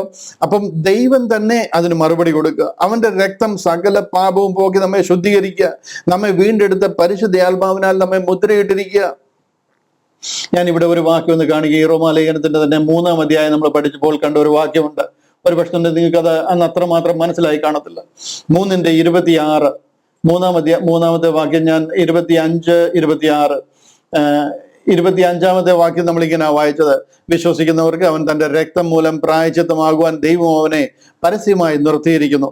ദൈവം തന്റെ പുറമേയിൽ മുൻകഴിഞ്ഞ പാപങ്ങളെ ശിക്ഷിക്കാതെ വിടുക നിമിത്തം തന്റെ നീതിയെ പ്രദർശിപ്പിപ്പാൻ അവൻ നീതിമാനും യേശുവിൽ വിശ്വസിക്കുന്നവരെ നീതീകരിക്കുന്നവനുമാകേണ്ടതിന് ഇക്കാലത്ത് തന്റെ നീതിയെ പ്രദർശിപ്പിപ്പാൻ തന്നെ അങ്ങനെ ചെയ്തു. ഒരു പക്ഷേ നിങ്ങൾക്ക് അവിടെ അധികം മനസ്സിലായി കാണത്തില്ല ഇതെന്താണ് താൻ നീതിമാനും അവനിൽ വിശ്വസിക്കുന്നവനെ നീതീകരിക്കുന്നവനും. He is a just and a justifier. ഇത് കണ്ടില്ല, that he might be just and the justifier of him which believeth in Jesus. ഇവിടെ ദൈവത്തിന്റെ സന്നിധിയിൽ സാത്താൻ നമ്മളെ കുറ്റം വിധിക്കുമ്പോൾ ദൈവം തന്നെ അതിന് നീതീകരിക്കുന്നവനായിട്ട് നമുക്ക് വേണ്ടി പക്ഷപാതം ചെയ്യുക. പുത്രനായ ക്രിസ്തു പറയുകയാണ്, ഞാൻ അവനെ വിലയ്ക്ക് വാങ്ങിയിരിക്കുക, എൻ്റെ രക്തം അതിന് ഞാൻ മറുവിലയായി കൊടുത്തിരിക്കുക. Because Christ he paid the penalty on our behalf. നമുക്ക് വേണ്ടി സകല പാപവും പോക്കുന്ന ആ പുണ്യ രക്തം നമുക്ക് വേണ്ടി ദൈവം കൊടുത്തിരിക്കുക. അതുകൊണ്ടാണ് പറയുന്നത് അവൻ നീതിമാന, ദൈവം ജഡ്ജാണ്, ജസ്റ്റാണ്. കാര്യം എന്താണെന്ന് ചോദിച്ചു കഴിഞ്ഞാൽ ദൈവം അന്യായമായിട്ട് ഒന്നും ചെയ്യത്തില്ല. ന്യായമായിട്ട് നീതിയോടെ ദൈവം എല്ലാ കാര്യങ്ങളും ചെയ്യത്തുള്ളൂ. He is a just and a justifier. Just എന്നുള്ള നിലയിൽ, അതായത് ജഡ്ജ് എന്നുള്ള നിലയിൽ ദൈവത്തിന് പറയാം, നീ പാപം ചെയ്തു, നീ എൻ്റെ കൽപ്പന ലംഘിച്ചു, നീ ശിക്ഷയ്ക്ക് യോഗ്യനാണ്, അതുകൊണ്ട് നീ എന്നേക്കുമായിട്ടുള്ള ശിക്ഷാവിധി അനുഭവിക്കണം എന്ന് വിധിച്ചിട്ട് വേണമെന്നുണ്ടെങ്കിൽ ദൈവത്തിന് നമ്മളെ വിട്ടുകളയാമായിരുന്നു. എന്നാൽ അവൻ ജസ്റ്റ് ആണ്, അപ്പോൾ തന്നെ അവൻ ജസ്റ്റിഫയർ ആണ്. അതായത് നമ്മെ വീണ്ടെടുക്കാനുള്ള പദ്ധതി കൂടി അവൻ ഒരുക്കിയിരിക്കുക. അവൻ ജഡ്ജ് ആയിരിക്കുമ്പോൾ തന്നെ നമ്മെ എങ്ങനെ വീണ്ടെടുക്കണം എന്നുള്ള പദ്ധതി കൂടെ ദൈവം നമുക്ക് വേണ്ടി ഒരുക്കിയിരിക്കുക. അതായത് തൻ്റെ സ്വന്തം പുത്രനെ ആദരിക്കാതെ നമുക്കെല്ലാവർക്കും വേണ്ടി ഏൽപ്പിച്ചു കൊടുത്തിരിക്കുക. ആ പുത്രൻ ഗത്സമനയിലും ക്രൂശിലും കാൽവറിയിലും ഗോൽഗത്തയിലും കാൽവറിയിലും ഒക്കെ ആ കഷ്ടം സഹിക്കുമ്പോൾ സ്വന്തം പുത്രനെ ആദരിക്കാതെ വിട്ടുകൊടുത്തിരിക്കുക, നമ്മെ വീണ്ടെടുക്കാൻ വേണ്ടിയിട്ട്. ക്രൂശിലൂടെ നമ്മളെ വീണ്ടെടുത്തവന്. അവന്റെ മേലെ സകല പാപങ്ങളും, ഈ ഉലകത്തിന്റെ സകല പാപങ്ങളും ചുമത്തി അവനെ ആ ദൈവ കോപാഗ്നിയിൽ വെന്തുരുകിയിരിക്കുക. ഇവിടെ കണ്ടില്ലയോ, പാപം അറിയാത്തവനെ. യേശുക്രിസ്തു പാപം അറിഞ്ഞിട്ടില്ല, പാപം കണ്ടിട്ടില്ല, പാപത്തിൽ ഉരുവായിട്ടില്ല. നാം എല്ലാം പാപത്തിൽ ഉരുവായതാ. പാപത്തിൽ എൻ്റെ അമ്മ എന്നെ ഗർഭം ധരിച്ചു. കർത്താവ് അങ്ങനല്ല, പരിശുദ്ധ ആത്മാവിനാൽ ഉരുവായതാ. ഹല്ലേലൂയ. പാപം അറിയാത്തവനെ നാം അവനിൽ ദൈവത്തിന്റെ നീതിയാകേണ്ടതിന് അവൻ നമുക്ക് വേണ്ടി പാപമാക്കി. പിതാവായ ദൈവം കർത്താവിനെ നമുക്ക് വേണ്ടി പാപമാക്കി. എന്തിനാ? നാം അവനിൽ ദൈവത്തിന്റെ നീതിയാകേണ്ടതിന്, നമ്മെ രക്ഷിക്കേണ്ടതിന്. ഇതാ പറയുന്നത്, അവൻ ജസ്റ്റിഫയർ ആണ്. തന്റെ സ്വന്തം പുത്രനെ ആദരിക്കാതെ അവനെ കൈവിട്ട് കളഞ്ഞു നമ്മെ വീണ്ടെടുക്കുവാൻ വേണ്ടി. ഹല്ലേലൂയ. റോമാലേഖനത്തിലേക്ക് മടങ്ങി വരാം. റോമാലേഖനം 8-ാം അധ്യായം അതിന്റെ 33-ാമത്തെ വാക്യമാണ് നമ്മൾ ചിന്തിച്ചുകൊണ്ടിരുന്നത്. 33-ാമത്തെ വാക്യം. ദൈവം തെരഞ്ഞെടുത്തവരെ ആർ കുറ്റം ചുമത്തും? നീതീകരിക്കുന്നവൻ ദൈവം. കാര്യം ദൈവമാ സാത്താന് മറുപടി കൊടുക്കുന്നത്. സാത്താൻ അവിടെ കയറി ചെല്ലും. ശിക്ഷ വിധിക്കുന്നവൻ ആർ? ക്രിസ്തു യേശു മരിച്ചവൻ, മരിച്ചിട്ട് ഉയർത്തെഴുന്നേറ്റവൻ തന്നെ. Yes, Christ died for our sins. ആ കർത്താവ് നമുക്ക് തുണ നിൽക്കുന്നത്. അവൻ മരിച്ചിട്ട് ഉയർത്തെഴുന്നേറ്റവൻ. അവൻ ദൈവത്തിന്റെ വലതു ഭാഗത്തിരിക്കുക, നമുക്ക് വേണ്ടി പക്ഷപാതം കഴിക്കുകയും ചെയ്യുക. ഇവൻ എൻ്റെ മകനാ, ഞാൻ ഇവനെ എൻ്റെ രക്തത്താൽ വിലയ്ക്ക് വാങ്ങിയിരിക്കുക. ആ ദൈവം നമുക്ക് വേണ്ടി പക്ഷപാതം ചെയ്യുക. ക്രിസ്തുവിന്റെ സ്നേഹത്തിൽ നിന്ന് നമ്മെ വേർപിരിക്കുന്നതാ. ഈ സ്നേഹത്തിൽ നിന്ന് നമ്മെ എന്തിന് വേർപിരിക്കാൻ കഴിയും? ഏത് ശക്തിക്ക് വേർപിരിക്കുവാൻ കഴിയും? ക്രിസ്തുവിന്റെ ആ സ്നേഹത്തിൽ നിന്ന് ഏത് ശക്തിക്ക് കഷ്ടതയോ സങ്കടമോ ഉപദ്രവമോ പട്ടിണിയോ നഗ്നതയോ ആപത്തോ വാളോ എന്ത് സംഗതിക്ക് ഈ സ്നേഹത്തിൽ നമ്മെ വേർപിരിക്കാൻ കഴിയും? Praise God. ഹല്ലേലൂയ. ഒരു കാര്യത്തിനും ഈ ലോകത്തിലുള്ളതിനാട്ട്, ഉലകത്തിലുള്ളതിനാട്ട്, സ്വർഗത്തിലുള്ളതിനാട്ട് യാതൊരു ശക്തിക്ക് നമ്മളെ വേർപിരിക്കുവാൻ കഴിയത്തില്ല. കാര്യം നമ്മെ അവന്റെ രക്തത്താൽ വിലയ്ക്ക് വാങ്ങിയിരിക്കുക. അപ്പോസ്തല പ്രവൃത്തികൾ 20:28 എന്താ പറയുന്നത്? അപ്പോസ്തല പ്രവൃത്തികൾ 20:28 പറയുന്നത് എന്താ? ഇവിടെ നോക്കിയാൽ ഇവിടെ പറയുകയാണ്, നിങ്ങളെ തന്നെയും ഞാൻ സ്വന്തം രക്തത്താൽ സമ്പാദിച്ചിരിക്കുന്ന ദൈവത്തിന്റെ സഭയെയും, കണ്ടോ, ആ സ്വന്തം രക്തം കൊടുത്ത് വാങ്ങിയിരിക്കുക. കർത്താവായ യേശു ക്രിസ്തുവിന്റെ രക്തം കൊടുത്ത് വാങ്ങിയിരിക്കുക. ഇത് വാങ്ങാൻ നമുക്ക് എന്തായിരുന്നു യോഗ്യത? നമുക്ക് ഒരു യോഗ്യതയും ഇല്ലായിരുന്നു. നമ്മൾ എവിടെ കിടന്നിരുന്നവരാ? നമുക്കിത് ഇവിടോട്ട് തിരിഞ്ഞു നോക്കാനുള്ള യോഗ്യത നമുക്കില്ലായിരുന്നു. ഇവിടെ കൊലോസ്യ ലേഖനം 2-ാം അധ്യായത്തിന്റെ 13-ാമത്തെ വാക്യം കാണിക്കാൻ അവിടെ പറയുന്നുണ്ടോ? 2:13 അവിടെ പറയുന്നുണ്ടോ? അതിക്രമങ്ങളിലും നിങ്ങളുടെ ജഡത്തിന്റെ അഗ്രചർമ്മത്തിലും മരിച്ചവരായിരുന്നു നിങ്ങളെയും അവൻ അവനോട് കൂടെ ജീവിപ്പിച്ചു. കർത്താവിന്റെ രക്തത്തിൽ നമ്മളെ വിലയ്ക്ക് വാങ്ങിയിരിക്കുക. അതിന് മറുവിലയായി കൊടുത്ത് നമ്മെ ദൈവം വിലയ്ക്ക് വാങ്ങിയിരിക്കുക. അങ്ങനെ വാങ്ങിയിരിക്കുന്ന നമ്മെ എന്തിന്, ഏത് ശക്തിക്ക് പിന്നെ ദൈവ സ്നേഹത്തിൽ നമ്മളെ മാറ്റുവാനായിട്ട് കഴിയും? 35-ാമത്തെ വാക്യം. ക്രിസ്തുവിന്റെ സ്നേഹത്തിൽ നിന്ന് നമ്മെ വേർപിരിക്കുന്നത് ആർ? എന്ത് പ്രശ്നമായാലും, കഷ്ടതയോ സങ്കടമോ ഉപദ്രവമോ പട്ടിണിയോ നഗ്നതയോ ആപത്തോ വാളോ എന്ത് തന്നെ ആയിരുന്നാലും നിന്റെ നിമിത്തം ഞങ്ങളെ ഇടവിടാതെ കൊല്ലുന്നു. യെസ്, നമുക്ക് ഈ ലോകത്തിൽ പ്രയാസങ്ങൾ ഉണ്ടാകും, കഷ്ടതകൾ ഉണ്ടാകും. നിന്റെ നിമിത്തം ഞങ്ങളെ ഇടവിടാതെ കൊല്ലുന്നു, അറുപ്പാനുള്ള ആടുകളെ പോലെ ഞങ്ങളെ എണ്ണുന്നു എന്ന് എഴുതിയിരിക്കുന്നുവല്ലോ. ശരിയാണ്, നമുക്ക് ഈ ലോകത്തിൽ കഷ്ടതകൾ ഉണ്ടാകും എന്നുള്ളത് ശരിയാണ്. ഇവിടെ സങ്കീർത്തനത്തിൽ ഒരു റെഫറൻസ് ഇവിടെ പറഞ്ഞിരിക്കുന്നത്. സങ്കീർത്തനം സാംസ് 44:22. സങ്കീർത്തനം 44 അതിന്റെ 22-ാമത്തെ റെഫറൻസ് ഇവിടെ ഉപയോഗിച്ചിരിക്കും. ഇവിടെ കണ്ടില്ലയോ, നിന്റെ നിമിത്തം. സങ്കീർത്തനം 44:22. നിന്റെ നിമിത്തം ഞങ്ങളെ ദിവസം പ്രതി കൊല്ലുന്നു, അറുപ്പാനുള്ള ആടുകളെ പോലെ ഞങ്ങളെ എണ്ണുന്നു. ഈ ഒരു കഷ്ടപ്പാടുകളും ഈ ഒരു എന്താ പറയുന്നത് ട്രിബുലേഷൻസും നമ്മുടെ ജീവിതത്തിൽ ഉണ്ടാകും എന്നുള്ളത് ശരിയാണ്. ഈ കഷ്ടങ്ങളൊന്നും നമ്മളെ ദൈവ സ്നേഹത്തിൽ നിന്ന് മാറ്റുവാനായിട്ട് കഴിയത്തില്ല. കാര്യം അതുപോലെ അവന്റെ രക്തത്താൽ അവൻ നമ്മളെ വിലയ്ക്ക് വാങ്ങിയിരിക്കുക.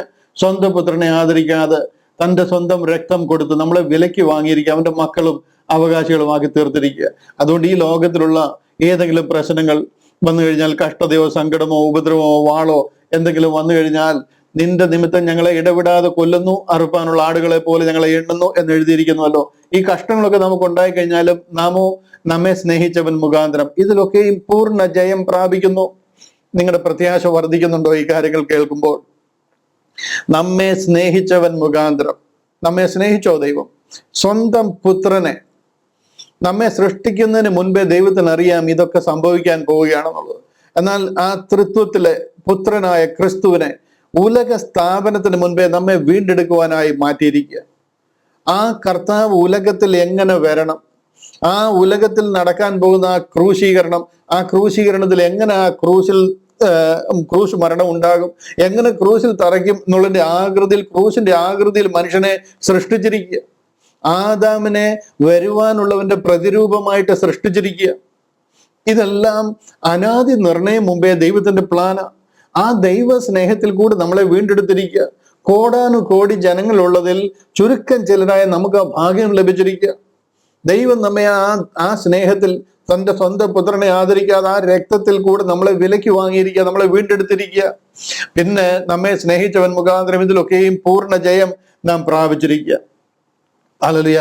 37 വാക്യത്തിൽ നമ്മൾ വായിച്ചത് പൂർണ്ണ ജയം പ്രാപിക്കുന്നു. 38 മരണത്തിനോ ജീവനോ ദൂതന്മാർക്കോ വാഴ്ചകൾക്കോ അധികാരങ്ങൾക്കോ ഇപ്പോഴുള്ളതിനോ വരുവാനുള്ളതിനോ ഉയരത്തിനോ ആഴത്തിനോ മറ്റു യാതൊരു സൃഷ്ടിക്കോ ഇനി ഇവിടുന്ന് മേലെ വേറൊന്നും പറയാനില്ല.